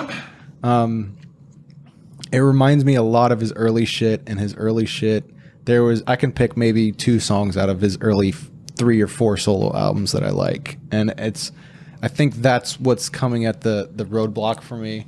I've seen a lot of people say that's the album of the year, and I think that's mainly to do with the times we're living in. Did they not hear Royce's album? It's Probably not. There's no way they can say. Okay, I have a album. question. Did Royce's come out this year? Yeah. Okay. It was like 2 literally. months ago. Yeah, we did it. Remember? 2 months ago? It feels like so much longer than that. Well, because Corona hit, and just 2020's been like 5 years already. Because But I have a question. If Killer Mike wasn't on this album, would you listen to it? Say he LP replaced Killer Mike, same beat, same production, replaced him with Like- anybody, or just it was a solo album. anybody or just a solo, whatever. Just if Killer Mike wasn't on the album, would you still feel the same way? I don't know. I don't know, honestly, because a big part. I mean, I don't want to take anything away from LP. His bars were pretty fucking hard. Like I said, there's a healthy balance of him and Killer Right. Mike that I pulled Remember, from. they're cheating because one of them's black and one of them's white. Yeah, so Blake's racist. Yeah. If you don't like them, then you're racist. The end of Walking in the Snow. You yeah. got to finish the Yeah. songs to get what we're talking Yeah, about. I made it. I got that minute and a half rule. Like, all right, all right, wrap it up. But no, that's honestly a hard question for me to answer, because I think a big part of why I enjoyed it so much was Killer Mike, and it was when they first got together, I was like, how the fuck is this gonna work? Because they're so different styles, like. And I didn't know a whole lot about Killer Mike. I knew he was associated with Outkast vaguely, but that was about the extent I knew Killer Yeah, Mike when he him and was- LP got together. He was involved with the whole like Sleepy Brown, CeeLo Green. all That the whole Atlanta scene. Yeah. So if Killer Mike was replaced with somebody on this album, I don't think it would have worked. Really? I really don't. That's tough though, because like I said, LP does have some bars on this album, but I don't think they would have reached the heights they did without Killer Mike. You know, having said all that and said what I said previously, I give this a 3 out of 5 for me. It's a great fucking lyric album. The beats I can see turning people off, and I can, like Blake said, if you can't get into it from the get go, your message is shit, you know. And unfortunately, like the best fucking verse on this album is the second half of Walking in the Snow. So if you can't get through that first half because you don't like the beat, you're not going to hear it. And I think that does a disservice to that verse and to this album in general, because these beats are rough, man. They I are want to rough. say something about that. Rappers, I know you're never going to hear this. Stop having split songs where one is trash and the other one is fire. Just make it all fire. But then you I got hate when they But do then you that got songs shit. like fucking like Drake does that shit. Like he'll do like a minute and a half song that's fucking fire, Right. and it's like, no, don't stop. Then then talking about, like- there's the ones that, like Jake said, they're not long enough. It's like, why did you fucking do that? You could have went 8 minutes on this you bitch. fucking put the tip in. I didn't like it. But so are you saying like a beat switch, or just they make a song too short instead of Well, dragging it out? like on that song, you said the first half of Half. it was Holy clammafuck. was I didn't like it. right, Yeah. and then it's like, okay, now that's fucking over with. Let's get to the actual good part of the song. Well, okay, Walking in the Snow is different though, because LP's verse is still good, but the beat, I could see the beat turning somebody off, so they don't get Okay, I see to Killer what Mike's you're verse. saying. So what if they put that part of LP's verse in the first part of Holy Clammafuck with the dope beat in the front too? Walking in the holy clam, fuck. Yeah. Well, and see, that's the thing is like I don't like the beat on the first half of Holy Clammafuck, but I don't think it would work if you switched it around. Maybe not. Like the way that beat switch Clamafuck, happens, Holy fuck. that way that beat switch happens fits perfectly, and I love that. You know, like I think that's the reason I enjoy the second half of that beat so much is because the first one was there in the first place. The first one set the bar so low. Well, not even that. It's just it was one. I'm a huge fan of beat switches and songs. Like Kendrick Lamar has done it a couple of times that I've fucking loved. There, I am if it's fire. yeah, there are several songs. Travis Scott does it a lot. Freddie Gibbs and Madlib did it on Half Man, Half Cocaine, where it goes from like a Madlib beat to a trap beat, and it fucking works perfectly. And that's probably my favorite song on that album. And so I love a beat switch when it's done right. Frank Ocean does it a lot too. Yeah, I almost texted you guys today because I'm trying to find more people that I haven't listened to. I tried to search for Bone Crusher and found a fucking hardcore metal band, and it was weird. Wow. Yeah, Is it Crusher or Crusha? it auto corrected to ER. So Oh wow. Fucking Spotify's racist ass racist. fucking Samsung. but So that's why you never text the word nigga. well, that and I'm white. I might be invited to the barbecue, but it didn't fully take effect. You sure as fuck ain't cooking. Dude, God no. Not bring a potato salad. Nope. Chris.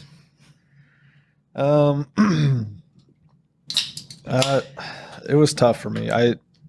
Because I like LP style and I like Killer Mike a lot. They complement each other really well. They do. Some of the songs I didn't like the flows on. It's like they were just talking into the mic again. And You at the mic. some of the beats, like as wacky as they are, I appreciate them because you can hear the layers and the time behind them, and like the skill involved that LP has to make them. But they just don't fit for a message type album. Yeah. They should have been like just barsy type songs if they're going Like to go Royce crazy. did. Yeah. I would argue that Or throw some melody in there somewhere. There was no harmony in this album. Maybe that's what it was too. But It like was all with the beats, Like, where are the chords at? Yeah. like what you said with the beats, I would say like putting time in doesn't necessarily mean it's good. Like you True. can overcook shit. Yeah, So I think a lot of these beats were overcooked. I agree. And Like, too just- jam packed with. Well, and he So many probably doesn't sounds. know how to properly engineer. Yo, hit up Blake, Motherfucker, bro. he's been doing this shit Hit for up. 30 years. And still doing that shit. But that Yeah. being Still making said, beats like that. all the songs were engineered Yes. by other. Like he produced them, Right. But they mix and mastered. So maybe that was the sound he was wanting, like kind of like how RZA is, just That's what he was going for with this completely album. different. But Yeah, like, I mean- some songs that have a message to them may only have 6 fucking samples. You got a drum kit, a melody progression, and a sample of some sort.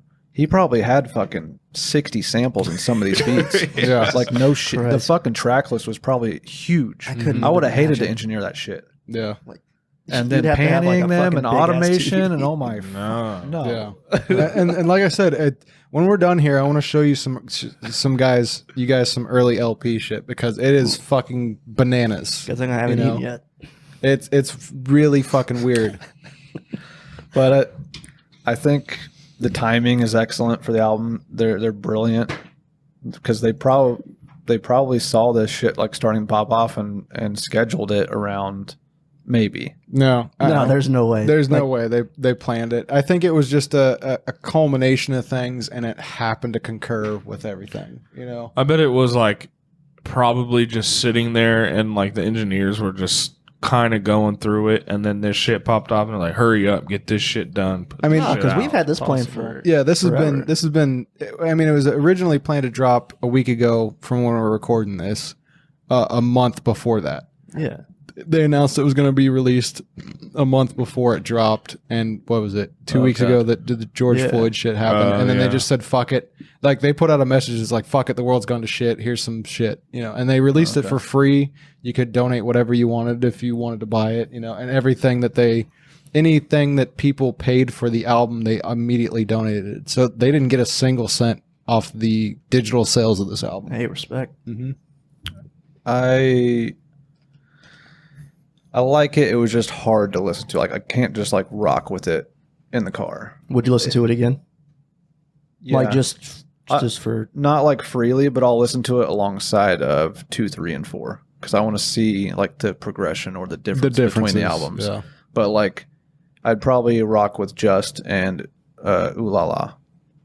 They may go on a playlist of mine or something, but the rest is kind of just like, this is like music I would listen to if I'm soul searching or thinking about society, not like trying to listen to music and just jam out. Drowning Yeah. in white guilt. Yeah, exactly. Not drowning. He's just kind of treading water. in Oh, white guilt. swimming in white guilt. Sorry, you guys can swim. I forget. Hey, I have nothing to do with that. See, that's problematic. You're right. You're right. Well, I acknowledge that you can swim. I mean, if you put me in their basket, why the fuck shouldn't I be in the basket? I'm not a fan of them either, God damn it. Wow. So you're 2 out of 5 as well. Ish. Blake's a trendsetter. I do like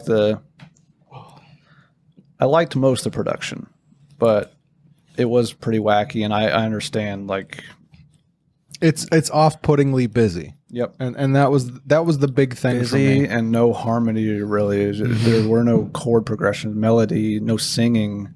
Mm-hmm. Yeah. Yeah, I mean, but you guys have all hit the points that I would make. So I mean, my rating is, I'd give it 3/4 mile out of a mile because it's Run the Jewels, That's Get it? not what Run the Jewels means. but it has run in it. So Yeah, that's what run means. yeah, I know. So you That's got what your run means. so you're a third of the way of There it is. That's what I was going for. you're a third of the way of 3/4 of a mile. Yeah, like it was 3 songs maybe max. Other ones I didn't hate, but I'm not gonna listen to again. Mm-hmm. You know.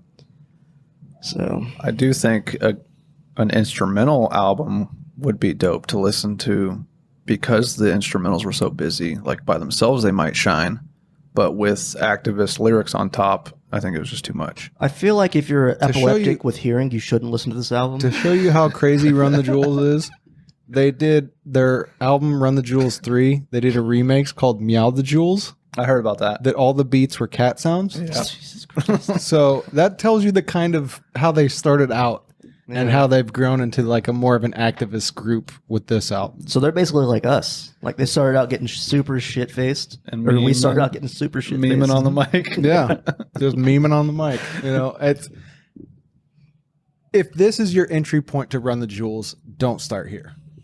I don't start here. You know, I think 2 is the place to start. 1 isn't terrible, but it's kind of you can tell they're kind of figuring themselves out at that point. Mhm. Honestly, I think all their albums are great. I wouldn't say great. I say above average. We'll say that. I think 2 and 3 are great. I think as a whole thing, there was a bar I didn't write down in there that kept popping up when I was listening to it for the last couple of days, where LP's talking about how if he hears about a future where Run the Jewels and the shit, he's going to turn his Hitler killing time machine around 100 years. That's the 4-liner I almost wrote down. Yeah, that one fucking kills me every time. Turn you the know? time machine back a century. Yeah. And I stand by. I think Run the Jewels is the best duo group out right now, and has been since 2012. I think when RTJ1 dropped. I'd still rather listen to Run the Jewels' first album over Drake's first mixtape. Yeah, I mean, With well, all this being said, yeah, I mean, don't- that was a mixtape though, so it's kind of apples and oranges there. It's that's we get it. You don't like black people, Chris. no, he Black doesn't. Canadians. relentless with this shit. He likes one black person, Killer Mike. Oh yeah. Well, 2 if you count me and Blake. I That's don't true. like very Well, many people, period.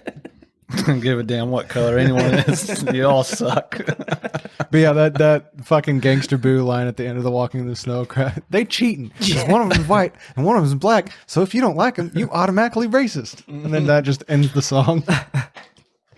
Then they had a line in there something about if you don't like Run the Jewels and you hate the troops.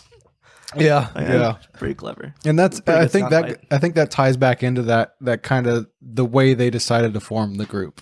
You know, because like I said, they were two 40-year-olds. They're like, man, we missed out on that whole fucking braggadocious rap scene. Let's just do that. You know, like we think it's funny that we're two 40-year-olds rapping like we're 12 again.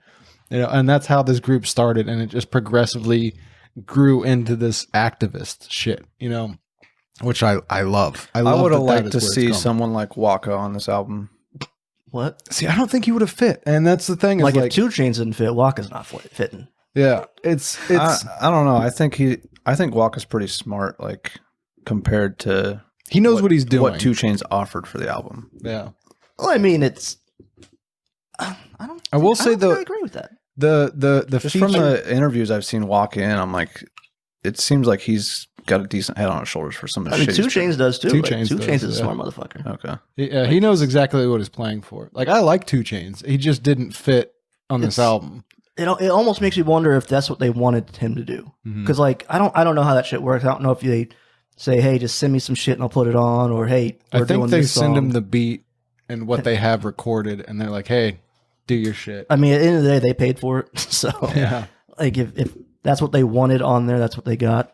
So And it could have been one of those things too, where they're like, you know what, people love 2 Chainz. Let's get him on the album just to get fucking Yeah. more ears on the album. I get you that know? too. And I don't hate that. Like I get that. I understand that. but like lyrically, I'd take 2 Chainz over Waka. I don't know.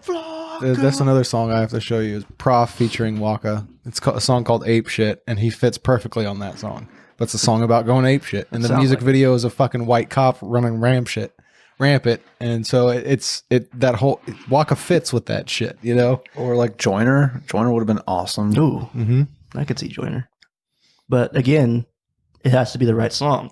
Because if it's with one of these fucking weird ass beats that are too loud and you can't hear what Joyner's saying, Yeah. then it kind of defeats the purpose. Yeah, and that's the thing is I hope with Run the Jewels 5 they tone down the beats a little bit, amp up the message because that you guys are fucking nailing it there. There's no complaints lyrics wise Like at maybe all. not tone down the beats, but turn down the beats. I just 'Cause I they're think loud. they're too busy. I don't care about Even if they're busy, just Yeah. if I don't have to hear every fucking thing, yeah, that's true. like just turn the shit down. If I had an option to turn the beats up and turn the fucking vocals up on my phone, Yeah, I would have turned the vocals up or turn the beats down a little bit. Well, then Yeah. you would become an engineer. I would. I wouldn't be on a podcast with you fucks. All right, and that is the end of this. Blake is officially shutting this shit down. Got to go fight, throw hands. Yeah, I mean, I guess might as well wrap it up, huh? I mean, he wasn't serious, but yeah, I guess it's time. Oh, I thought he was. Yeah, I don't know. It's that's the thing is like because when I suggested we do this for a new release, I was so bummed when that initial thing because it's like, oh, these guys are gonna fucking hate it.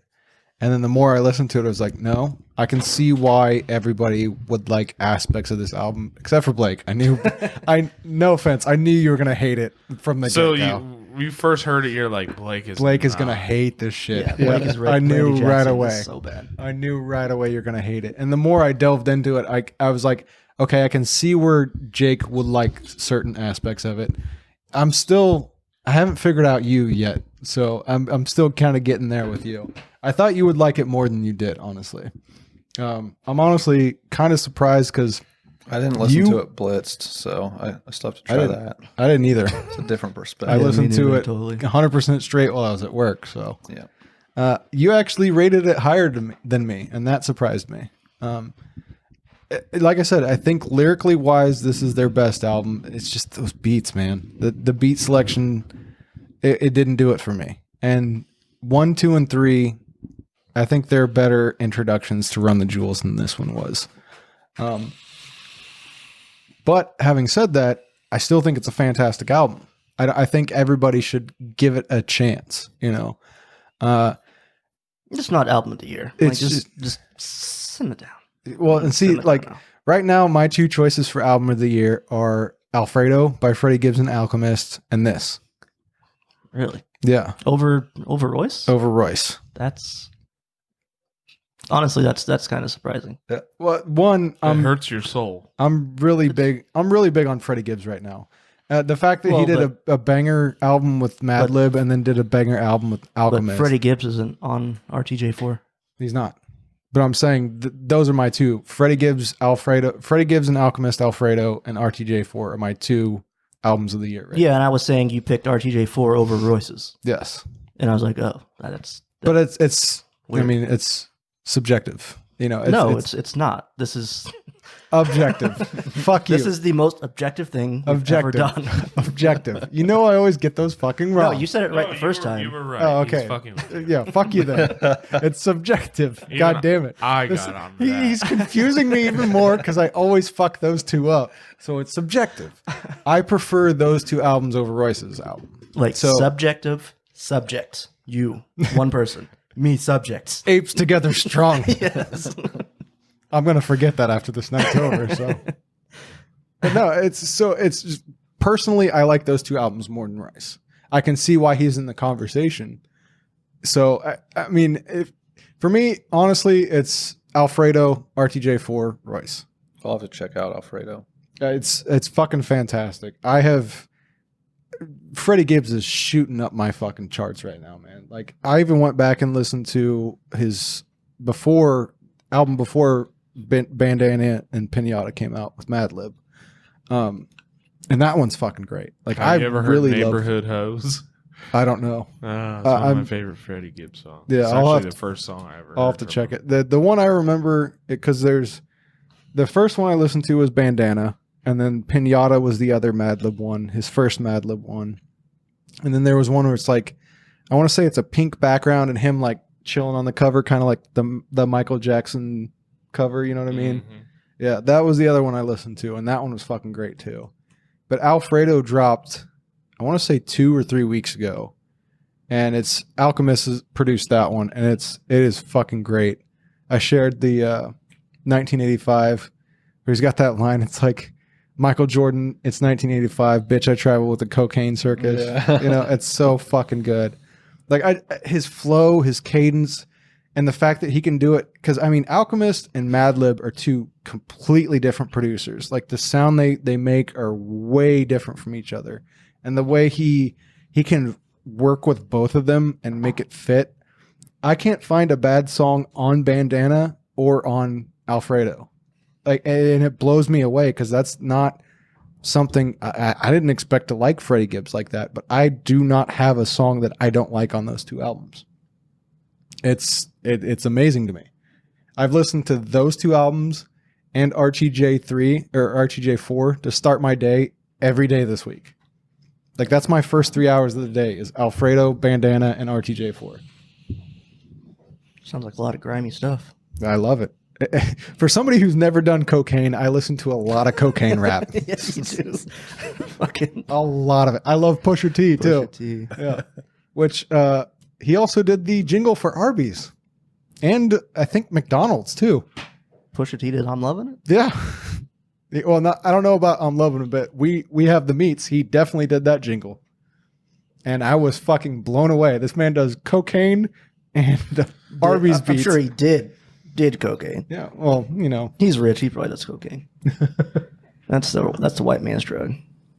But But yeah, that blew my mind when I found out he did the Arby's jingle. have we talked about The Last Dance? I don't know if we talked about that. I think we briefly went over it. A little bit. Yeah. What Michael did to Scotty was fucked up. What? That whole portrayal of him, like when Michael retired from baseball or basketball to go play baseball, No. it made it look like Scotty was being selfish because he didn't want to go back in. That was literally like the only real episode about Scotty in a Michael Jordan documentary. Yeah, that was the whole thing. Why is that there? Well, not even that. It was called The Last Dance, and it was supposed to be about the '97 Bulls, but that was a Michael Jordan documentary. It was a through Michael and through. Jordan hand job, Yeah, is what it was. through really. and through.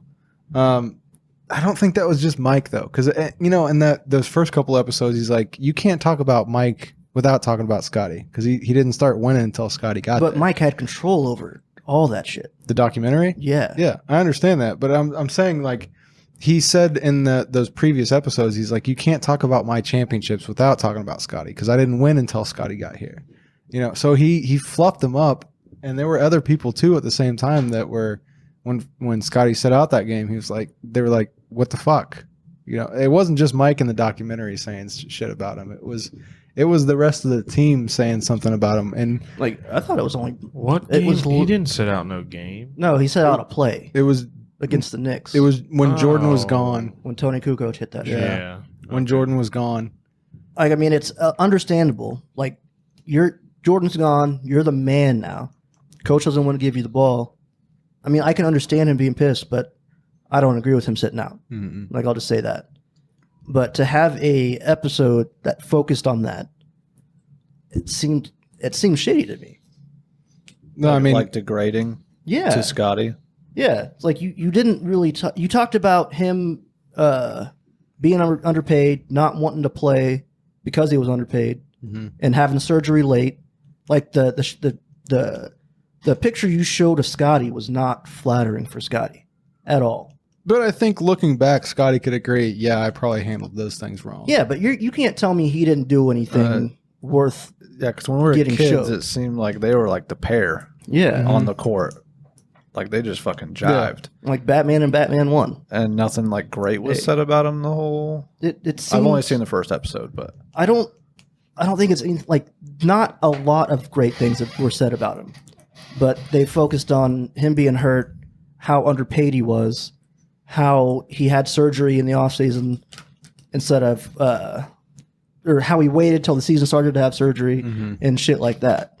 It's like what does that have to do with you, Michael? But and you know, Mike does say he thought it was a bitch move, but I think the way the documentary portrayed it, like it, I understood Scotty 100%. Like I never once thought, oh, you fucking asshole. For No, doing I it that way. completely Like, agree I with was Scott. 100%. Like the way that the directors did it is like, yeah, I get why Scotty And did Michael, that. I understand. Michael that. had a hand in it. He had a hand in it, but at the same He had time, he control. thought Scotty. He said Scotty waiting until the season started to get that surgery was a bitch move. Not verbatim, he didn't say that, but he did say it was fucked up. You know what I'm saying. So he disagreed with the way Scotty handled it, but the documentary didn't portray how he handled it in a negative light. I don't think. Maybe that one play, yes, but I don't think the way he went into that season where he waited until the season started to get the surgery, I don't think they made it look like, oh, he was an asshole for doing that. You know what I mean? Like I remember, unless I'm remembering it wrong, I remember them asking Michael about it. And Michael just sit there and shook his head. That's what I'm saying. Is Michael said in the documentary that it was a bitch move to do it that way, and he didn't agree with the way Scotty did it. But the directors themselves didn't make it look like Scotty was the asshole. Like they made you understand why Scotty did it. It's like this motherfucker's getting paid $7 million a year when he should be getting paid 20, and they refused to renegotiate the contract with him. Yeah, I'd set out and wait. I'm not gonna fuck up like Scotty said. I'm not gonna fuck up my summer. Like, yeah, I get that. You do you, Scotty. Like, so it wasn't. Well, you guys are forgetting the reason why he sat the play out. No, we're talking about why he got the surgery right now. Mhm. But the play, yeah, it was because Jackson wanted Kukoc to have the ball in the last shot, Right. which I get too. Like you're the man now. It should have been you, but like shit happened. But at the Like same he won time, still. like, and that was the thing too. Is like even when Jordan was still on that team, he was okay with giving up the ball for the last shot. Like the game 6 of their 5th finals, when he passed it to Kerr because he knew Kerr was going to be open. He's like, "Be ready, motherfucker. They're going to be triple teaming me. Be ready." And he gave it to Kerr.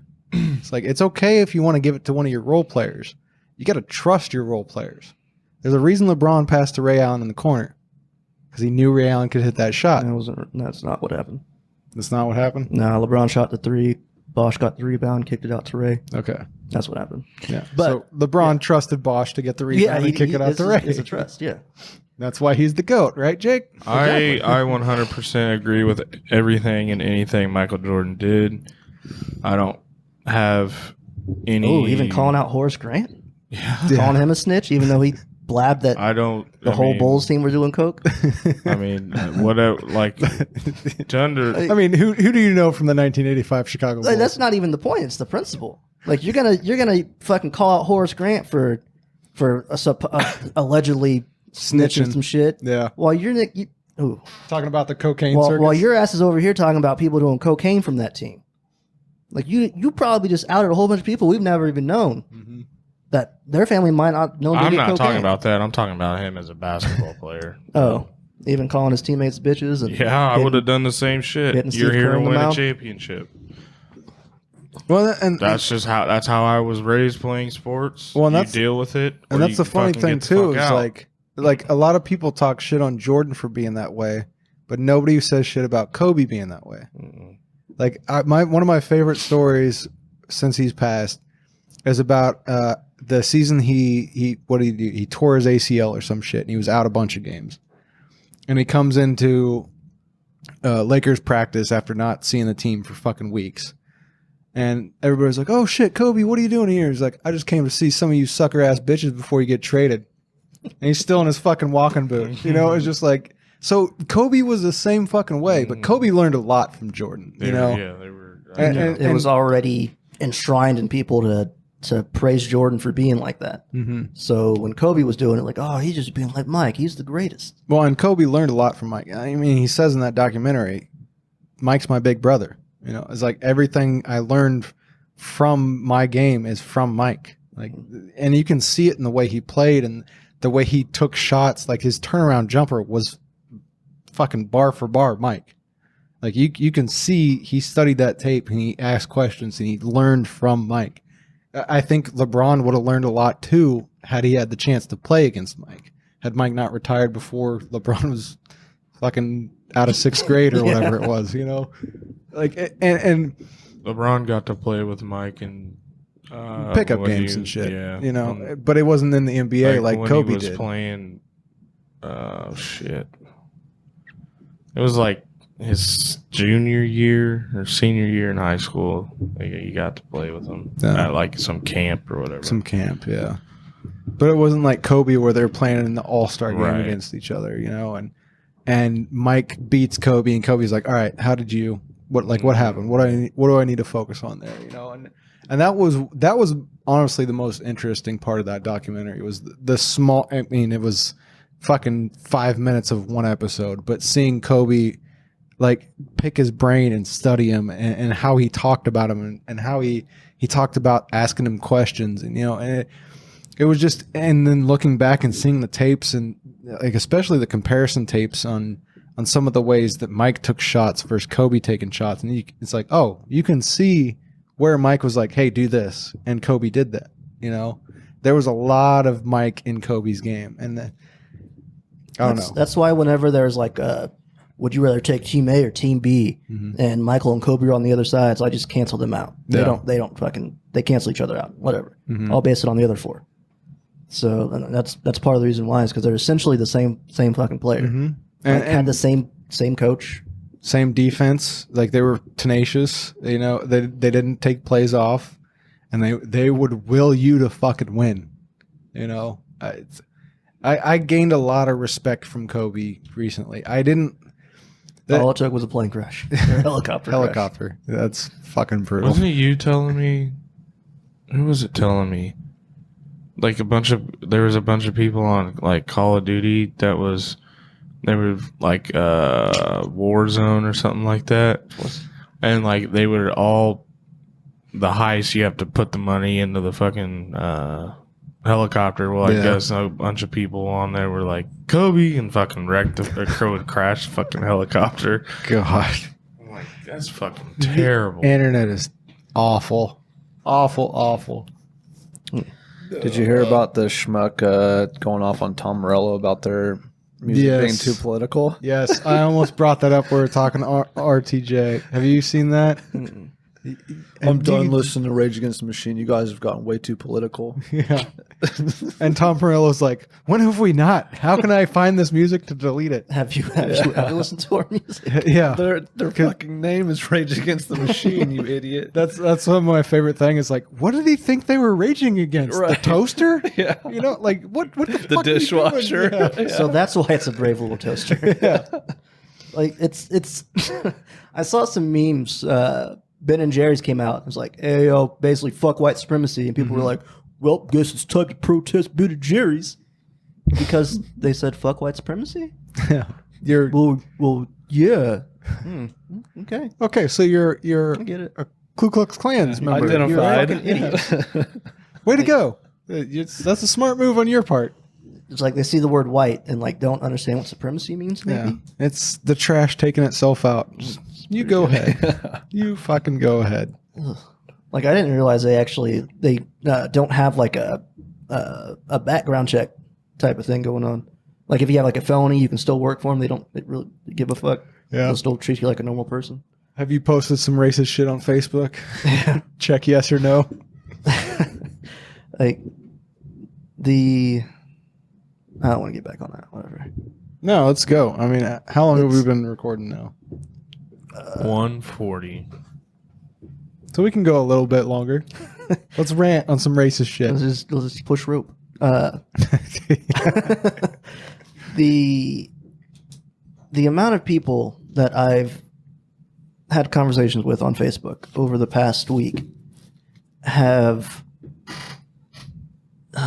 it's hard for me to go on Facebook anymore because it's just stupid people sharing stupid shit. Mm-hmm. Like the whole fucking Paw Patrol shit. Are you fucking kidding me? They're trying to kill some Paw Patrol. Like, guy. I'm honestly shocked I haven't seen any of that. The only one I've seen is that black chick talking about how George Floyd isn't a hero. That's the only one I've seen. Nobody's calling him a hero. He's a fucking martyr. He died. He's dead. Mhm. He didn't do anything but be a person. Well, that goes back to Yeah, the media made him a hero. well, and that goes back to Dave Chappelle's 846 or whatever the hell. He talks about that and that chick being the smartest idiot that he's ever seen. Probably Candace Owens. Yeah, It sounds Candace like it's Owens. something fucking Candace Yeah. Owens would say. Because he's got a criminal record and this and that, so he shouldn't be a hero. And Dave Chappelle goes, "We didn't make him a hero. You did when you fucking killed him." You know, like that's the thing is and I've seen all these arguments about, oh, he had a criminal record. Da, da, da, da, da. Yeah, but he served his time. There's a dude at work that said that. Mm-hmm. And I looked at him and I said, what the fuck does that matter? Mm-hmm. Just because you have a criminal record, that doesn't mean you deserve. Well, No, it doesn't. It does For not. for an accidental counterfeit 20, It or does was it a not 10? mean you deserve to be killed in public. No. I would. I'm pretty sure. I would argue I'm that, pretty like, sure with it's in the molestation Constitution that you have a rapists, chance for a but- fair trial. Right. You know, and for especially for a counterfeit bill. I can't remember if it was a And 10 or a it's- 20. As soon as I said that, he's like, "Oh well, yeah, I know." Like he's backtracking. I was like, No, you don't know. No. you "You got don't." checked. So why? And you back Yeah. Why'd you even say that? Yeah. Because that's Well, irrelevant. and that's the thing is like because he heard it on Fox. I the, bet you. it's guaranteed that's what it was. Number one, and number two, if you said that to him compared to I said that to him, would his stance change? No, he'd probably just use the Exactly. N-word with you. Exactly. Like, no, man, he's just a... He's just a dirty N word, you know, and I'd go, no, see, there it is, you know, like Why are that's you so we comfortable got with to the root to the problem there. I It's kind of like, want to. That's deep. This sounds bad, but I kind of want to experience some mild form of this, just to You go have. on You just don't know it. in my. But so I can react the way I want to react and not give two fucks about the outcome. You want to face off with me? No, but it's just like why can't I be somewhere in Where that somebody yeah. casually throws not- it out? Oh, 'Cause- dude, yeah. I feel it. Like I can feel it right now. Well, and see, that's the thing is like, They might as well say the Joker and sucks. that's just think, right. all you did was throw a quarter at my face. Yeah. Bro, I was And you thinking about fucking that shit chucked the other me. day. Yeah. Oh my God, I was thinking about that the Chucked other me. day. Think if we weren't friends. Think if we weren't friends. Yeah. Think if it was like a Confederate money. But no, like, man. and see that's to go back to my statement about problematic shit and shit I've been ingrained with is I've been around so many white people that are confident and comfortable saying the N-word around me, and I just let it slide when I was younger. Now I'm in check mode, like fucking Basham Brothers. Let's go, throw me in that penalty box. Like I'm ready for it. imagine being that, but black. Exactly. Like, But it- here's the thing though. is imagine not having or being that way, but not having people be comfortable saying it around you. So it's a weird situation to be in because I think people that's worse than being comfortable and saying it around you. it being constantly ready to check somebody for it. Is that what you mean? No. Because that's Never mind. the thing is like, I am the definition of a fucking hippie. I have a full beard. I have a man bun.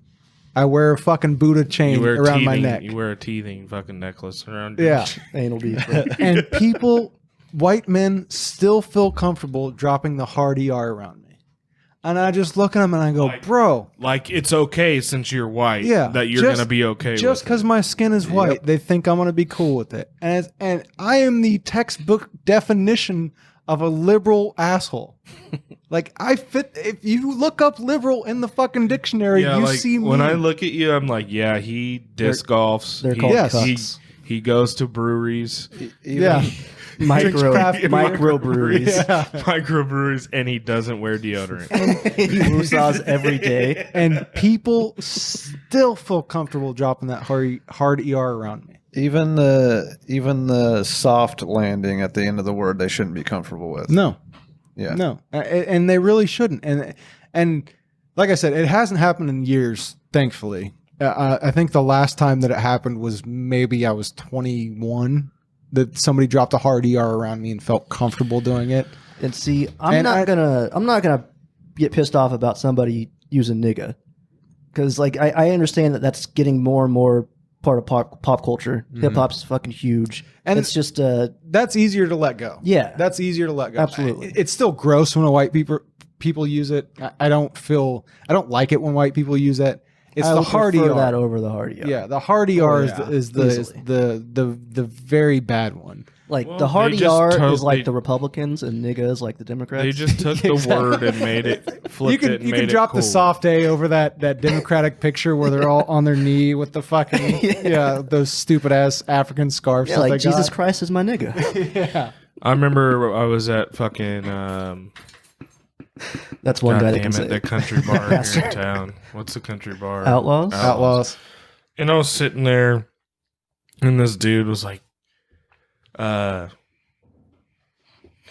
he's like, man, look at them fucking niggers over there. And I was like, I just looked at him. I was like, what the fuck did you just say? And he's like, you see them niggers over there? Like, I'm like, bro, you better choose a different word in the next 5 seconds. Because he didn't realize that. Yeah, or I will snap your fucking neck and listen to you gasp for air. Yo, fucking undercover brother over here. And he just looked at Man, me. this ain't Taco Bell. He just looked at me, and I was like, yeah, motherfucker. And he just got up and left. It felt good. Way to But, use your white privilege, bro. But Light skin matters. maybe they need to start using us light skinned. No, you need to stop using slang if you're putting trying us- to catch somebody slipping. We need to infiltrate the light skin into the white and to That's like, why Jalen's born, bro. That's why Jalen's here. Bro, his hair's And too just- curly. Yeah, but yeah, it's you blonde. got that Lionel That's true. Richie. That is You could just true. look like a Jew, I guess. Or don't the think Jews- Jews. I don't think the have- Jews. I don't know how to say that. I don't think Jews properly. have blonde hair. Well, they're part of the Aryan race, aren't they? No, that's why they were massacred. That's called the Holocaust, Jake. That didn't happen. Didn't happen. That didn't happen. Just ask Rush Couldn't Limbaugh. Ask Glenn Beck. They'll tell you. Yeah, exactly. Okay, so back what I was saying. The it's like I was saying with the marketing thing. Like, don't riot. It's a bad marketing plea, Yeah. marketing scheme or whatever. Yeah.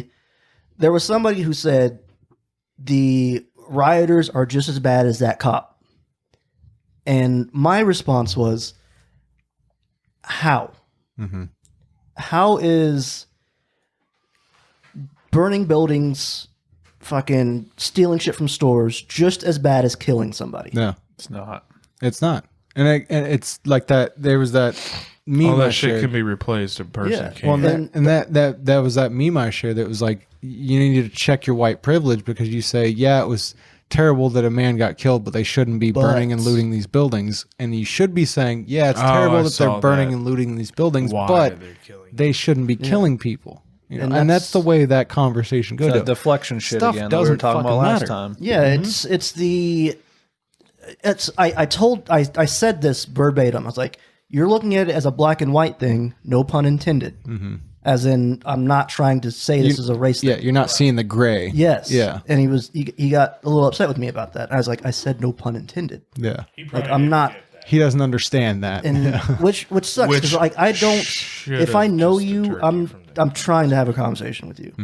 If I'm trying to piss you off, you know it. You'll know. yeah. You know, but I was trying to say like it's like the difference between me hitting you in the shoulder, me hitting you in the balls. Yes, I hit you, but one of those is a worse hit, Yeah. hands down. They're both wrong. Yeah, your shoulder, man. Yeah, right. Like you got bones and stuff. Yeah. Like that's why I'm getting my balls taken out so I can take those hits, so it's fair. Yeah, it was just like I was explaining to him that there's shades of gray. Yes, the looting is wrong, but this happened. This is not worse. The rioting and shit is not worse than this person who's supposed to be protecting and serving taking somebody's life. There's no way that's worse. All of this is because of this. Exactly. It's How hard is that to understand? And that Cause and video, effect. that video, of the chick talking about the National Football Hall of Fame, where she's like, "We don't fucking own anything. I don't give a shit if they burn that building down. I don't give a shit if they burn 1 million targets because we don't That's- fucking own anything." That's part of not understanding how it is to be black in America. Is yes, you live there, but that's not your shit. That's not black owned. And the I two guarantee times you can drive through and see the black owned shit's not touched. and the 2 times that they tried to own property, white people came in and burned everything to the fucking ground. Oh, well, They that's- firebombed everything they They fucking shouldn't owned. have been black. Yeah, Like they shouldn't have been black in the 60s. They shouldn't have. And it's fucking amazing to me how, like, when you think of segregation and shit like that, you think of it like back with slavery. Bro, that was But that was 50 years ago. People It was are alive. 60 years ago. People who were alive then, like teenagers then, Are able to still alive. comprehend stuff, are still alive and probably in fucking politics. That's what's crazy is everybody walks around like that shit is hundreds of years like old. Christopher Columbus Hey. days. Yeah. Just forget about it. But 9/11, bro? Yeah, forget. never forget. Yeah. Fuck you. Yeah. Like 100%. Like Michael Chase said, all buildings matter, bitch. How you like that? Yeah. 100%. I want one of those shirts. Yeah, which would be 100%. fucking great. I saw that too, and that shit killed me. I'm gonna Yo. walk around in September with all buildings matter. That would make so much money. Mm-hmm. Like, we should make that shirt and fucking give all the fucking proceeds to BLM. Mm-hmm. 100%, dude. Like, it's fucking great. and that's the thing that like fucking kills me about, because I didn't learn about Tulsa and Black Wall Street until 2-3 years ago. You weren't in a white high school in the middle of Kansas? Right? It's weird, right? It's weird how I never heard about any black history thing except for them being slaved in high school. Or just Michael. Malcolm and Michael. and MLK. Michael. Why do I keep saying Michael? Now you're you talking- say yeah. that. Fuck. Like, I didn't even. This sounds so ignorant of me, but I didn't even know like Black History Month was a thing until I got out of high school. Same. It wasn't that big a deal when we were in I was school. like, It really wasn't. I mean, it was kind of like a back burner thing. Like you knew it was there, but you didn't really know it was there. If You we know don't what I mean? tell them, they won't ask about it. like, And that why goes back to wouldn't the- you want to Because that's systematic shine racism. on it? They don't want you Because to. they They don't don't want you care. to be empowered. They don't. And that's the thing that annoys me so much about these fucking statues. Is like, well, we can't forget history. Motherfucker, you've already forgotten history. You forgot Black Wall Street. Okay. Or you didn't know. You didn't teach people about Black Wall Street. You refuse to teach people about Black Wall Street because that's not indicative of your stance in this situation. Oh, it doesn't And fit in our that's- curriculum. Yeah, that's the inherent white supromacy in the system, and that's Why the do you problem. think we all learned about the Holocaust? Because Jews run the fucking media. Because it didn't happen. That's why we learned about it. That's problematic. That's I'm problematic. triggered. I feel triggered now. Oh, the goddamn Jew media. Fucking Oh, I'm Walter sorry. Cronkite. They're trying to globalize. That's the word. The goddamn global media. Like, why do Hey. people think they're slick? They're trying to not use such fucking racist terms. But no, And you don't get away with that. and that's the thing is like it's shit like that that if people could understand that systematic racism is a problem, they would see all this shit going on. You know, they would see why all of this encompassing thing is a problem, and not just police brutality. Like that is a thing. It's a real thing. I'm not trying to discredit it at symptom. all, but it's a piece of the pie. You know, and like, it's all this one stuff piece. is a symptom of a problem. Yeah. It's not the problem, it's a symptom. It just fucking hit me. When I was in college, there was this black chick, and she would always walk around like the not commons, but like the cafeteria area, and she would only walk up to like the mixed or the black kids and be like, "Hey, here, come to this, come to that, come to this, come to that." yeah, and she was I'm- being racist. And it just hit me. I was like, Blake, you just blew her off. Like you didn't want anything to do with that, which I should have. And now I feel like a piece of shit. You shouldn't. you shouldn't. Because it's you weren't You were indoctrinated by the system. you were raised to be a poor white person, not a poor black person. If that makes sense. Like You I were in- was raised a poor white person. Yeah, you were indoctrinated to the system. I guess That's all it is. I never thought of it like that. You know, but- and that's the sad reality of the situation. You know, like it's What's sad is I think if I would have grown up with my dad, I'd have been the same way. Because my dad's always wearing cowboy hats and shit, cowboy boots. I would have. I think you would have. I think you would have understood the plight. Your dad is dark. Yeah, he's like Yo. 80% Really Nigerian. fucking dark. Like he's Yeah. darker than Wesley Snipes. Let's like Darknesses. he's not Bernie Mac dark. That's Donald. Yeah, like that motherfucker. You Black. know, I hate your black arms. yeah. Your dad and your uncle may be a little bit of fucking Rick James black. 50% Nigerian. They should have never That's gave you inwards money. Fuck your couch. Darknesses. But it's I guess I never looked at it like that till just now. Like It's the same wow. reason why I felt comfortable. And that's or I didn't nothing feel against your comfortable, but- moms. Right. That's nothing at all against your moms. They just don't understand it, you know? And that's just I don't understand it. I'm trying to learn. Well, I'm my trying mom told me that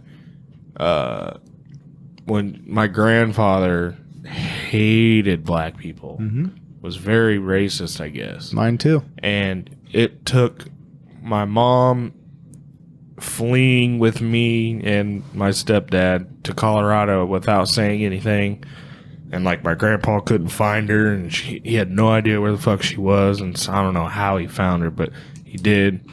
And my mom told him, she's like, one day Blake's gonna ask why you don't want to like hold him or talk to him, or like how come you never want me to come over and do things, and I'm gonna tell him why. And I guess from that day on, like a light switch went off and That's everything good. changed. That's good. And it sucks that it takes that. Like It it, really sucks does. that it takes a personal experience for someone to understand someone else's plight or how someone else's understanding of things. Yeah. And you know, I'm not gonna lie. I think one of the easiest. I will give it two reasons why I think I'm able to understand the plight so much. One, my mom is hardcore conservative, so she's not racist. I wouldn't say she's got some problematic ideas, but she's not racist. Yeah, You you can know, be conservative, not be racist. yeah. It's, She's not. There was no N-bombs dropped in my house. It wasn't like that. You know, it's. But you also wasn't listening to rap music.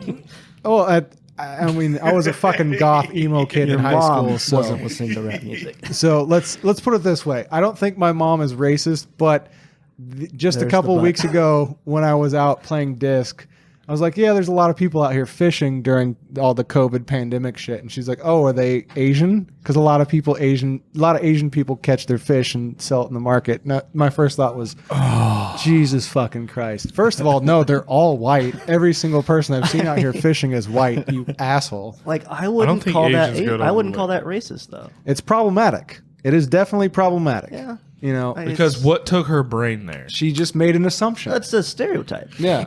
Like you hear rap music, you're not automatically going to think a white person. Yeah. Like it's just it's. I think It's Eminem- problematic. It's and not that's some racist, but ingrained it's- shit that needs to be fixed, you know. And that's what I said earlier in the episode. It's problematic. So It's- did you have that conversation with her, or is it not even worth having? It's one of those things where she is so far gone, I avoid it. But the second she shares some shit on Facebook, her ass is getting deleted. You know, like we've gotten to that point in my life. You know, Okay. so she was hardcore conservative, and I'm a hardcore. I was big on rage and punk, and so anti-establishment. I pushed back from that. And number 2 was psychedelics. I'm not gonna lie, psychedelics, they opened my eyes to new ways of thinking, new ways of thought that I would not have experienced had I not eaten mushrooms. Fuck yeah. I'm just gonna say that straight up. Fuck yeah. You know, mushrooms opened my eyes to, like I said, when I first started high school, I was a hardcore depressed, goth, emo piece of shit. Then I ate mushrooms and I was like, you know what? Shit ain't so bad, man. Now you're just depressed. You know? Yeah, exactly. And it allowed me to experience things and open these doors of perception in my mind that I never would have gotten to. Well, I think I would have gotten to, but I wouldn't have gotten to the extent had I not done them. You know what I mean? So now when I look at somebody and go, I can connect with you. It may take me 36 different ways of doing it, but I can connect with you. All right, Wu-Tang. Even the most stringent like Trump supporter, I can find a way to connect with that person. And that's what it takes. Is like you got to find that one thing that you guys can talk about to like, hey, oh, you understand that. Let me explain this to you. Yeah. Like you may not understand my perspective, but I can understand why you're getting to where you're getting from. I don't agree with it. I think 99% of you is wrong, but I know why you're getting there. Do you guys know who Daryl Davis is? I don't think so. Heard the name, I think. The black musician that attends Oh, yes, KKK yes. rallies. Yeah. That was on Rogan. Yeah, I That like dude's that a guy. badass. I watched. He had a documentary, and he was in Maryland, and it was crazy to me seeing those black guys pissed off at him because he was doing this. What was it? I don't remember the Wasn't it he something friendship. Or, He's taking the KKK guys and making them not KKK Yeah, he's guys. basically Yeah, like he- converting them Oh, okay. he's one by one. he would like find them like just not. I don't know how he found. I don't remember how he found them, but he would like eventually sit down and talk to them. They become friends, and once that happened, the guys were like, "Oh, this is not for me anymore." Yeah. You're not what I thought you were. Yeah, And- like essentially what everything should. You don't even eat watermelon and fried chicken. What the hell? like every day. He Ma, explains it. get He's the like- meatloaf. He's like, these are pieces of shit that have nothing, and they're looking for that gang, that those people to be a part of something. It's a And- family. yeah, exactly. And he's like, then I become friends with them, and they realize this shit is not for me. Like, No. why are we hating people because we're lonely? Yeah. Like, what the fuck? Yeah, it's the inherent tribalism in human beings. But he looked up the like leader of the area that he was living in or whatever, and like tracked him down at some bar they frequented and went and sat in their fucking booth, and everybody was like, "What the fuck?" And he didn't show up that day, so he found out where the guy lived, or they met at a hotel room or something. And the dude had like a bodyguard with him, and they were covered in swastikas and shit. And he thought he was gonna die that day, but they ended up having a conversation and all this shit, and they're friends to this day. Like, it's a beautiful story. Daryl Davis. Like he essentially scalped these racists. Like they would give him they would give Daryl their regalia, their Yep. KKK. He shit. has their fucking uniforms And that's fucking awesome. as like And- trophies. Like, I did this. Yeah. And I think that's Do you think he puts it on and like looks in the mirror? like fucks his wife with it. Oh my god. he does like the dude from fucking American History X. He just crosses his eyes. We just hate them because they stink and Yeah, he even does the accent too. Get over here, nigger. We wearing the masks or not?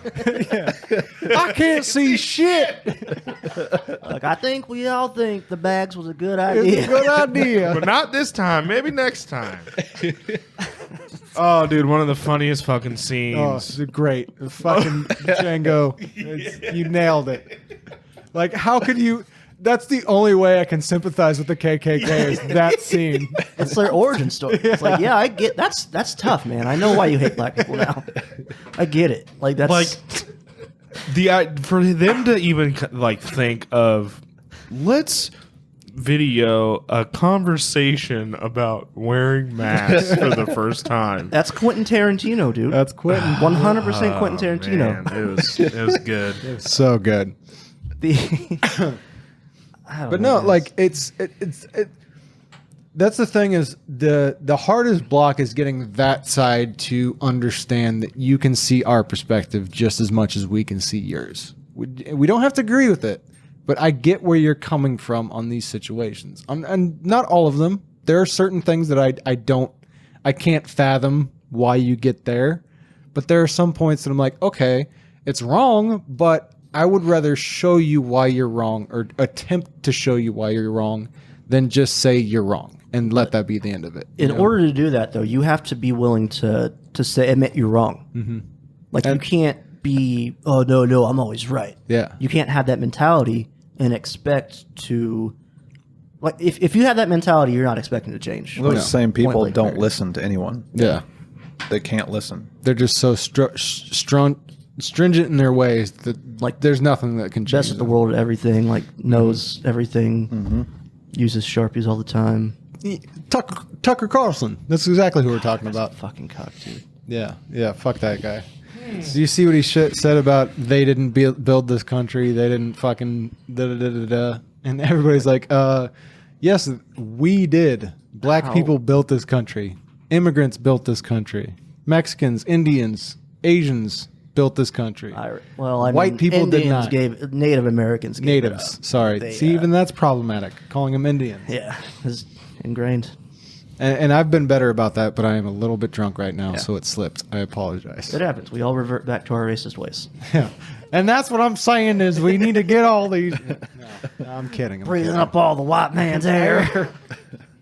Condoleezza Rice. Sounds like a Mexican dish.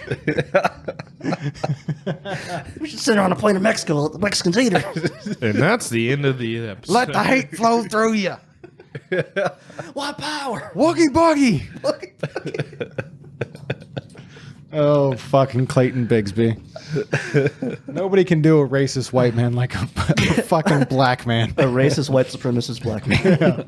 Like Dave Chappelle. Dave Chappelle. God. All right. Is that really where we're going to Yeah. wrap this one up? Okay. Probably ought to be. So there it is. Episode 155 is in the books. Hope you like the racism talk and the RTJ4 review. True media. Seriously, go listen to RTJ4. You're gonna have opinions on it, but I think it would benefit everybody to hear the message at least once. At least try. If you don't like it, you don't like it. Move on with your life, but give it a shot. Follow us on Twitter. Let us know what you think about RTJ4 because we're the ones who basically are making this popular. So what's our Yeah, Twitter right. handle? And Broke Dude Podcasts. Broke Dude Pod? BD Pod? at Broke Dude Pod. BD Pod? We're I so don't know. terrible. I literally just tweet "fuck you" at the president every day. I don't pay attention. Like, you to could just look anything. up that Broke you? Dude Podcast. Yeah, I always laugh when I see that. it's me. Every day for I've been going on like 4 years now. Since we started, I'm pretty sure.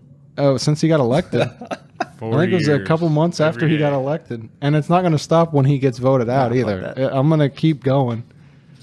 Let's see. I got to scroll through. Somebody keep talking while I scroll. I think through. it's All right, Just, and just look up uh, Broke Dude Podcast. It'll come up. We're the only Broke Dude podcast ever. I don't know how to fucking work Twitter. We'll Highlander the fuck out of anybody who thinks otherwise. I don't care what I missed. Just show me tweeting at the Mm-hmm. president. Just any- top left At corner. Broke Dude Pod. There you go. There it is. Broke Dude Pod.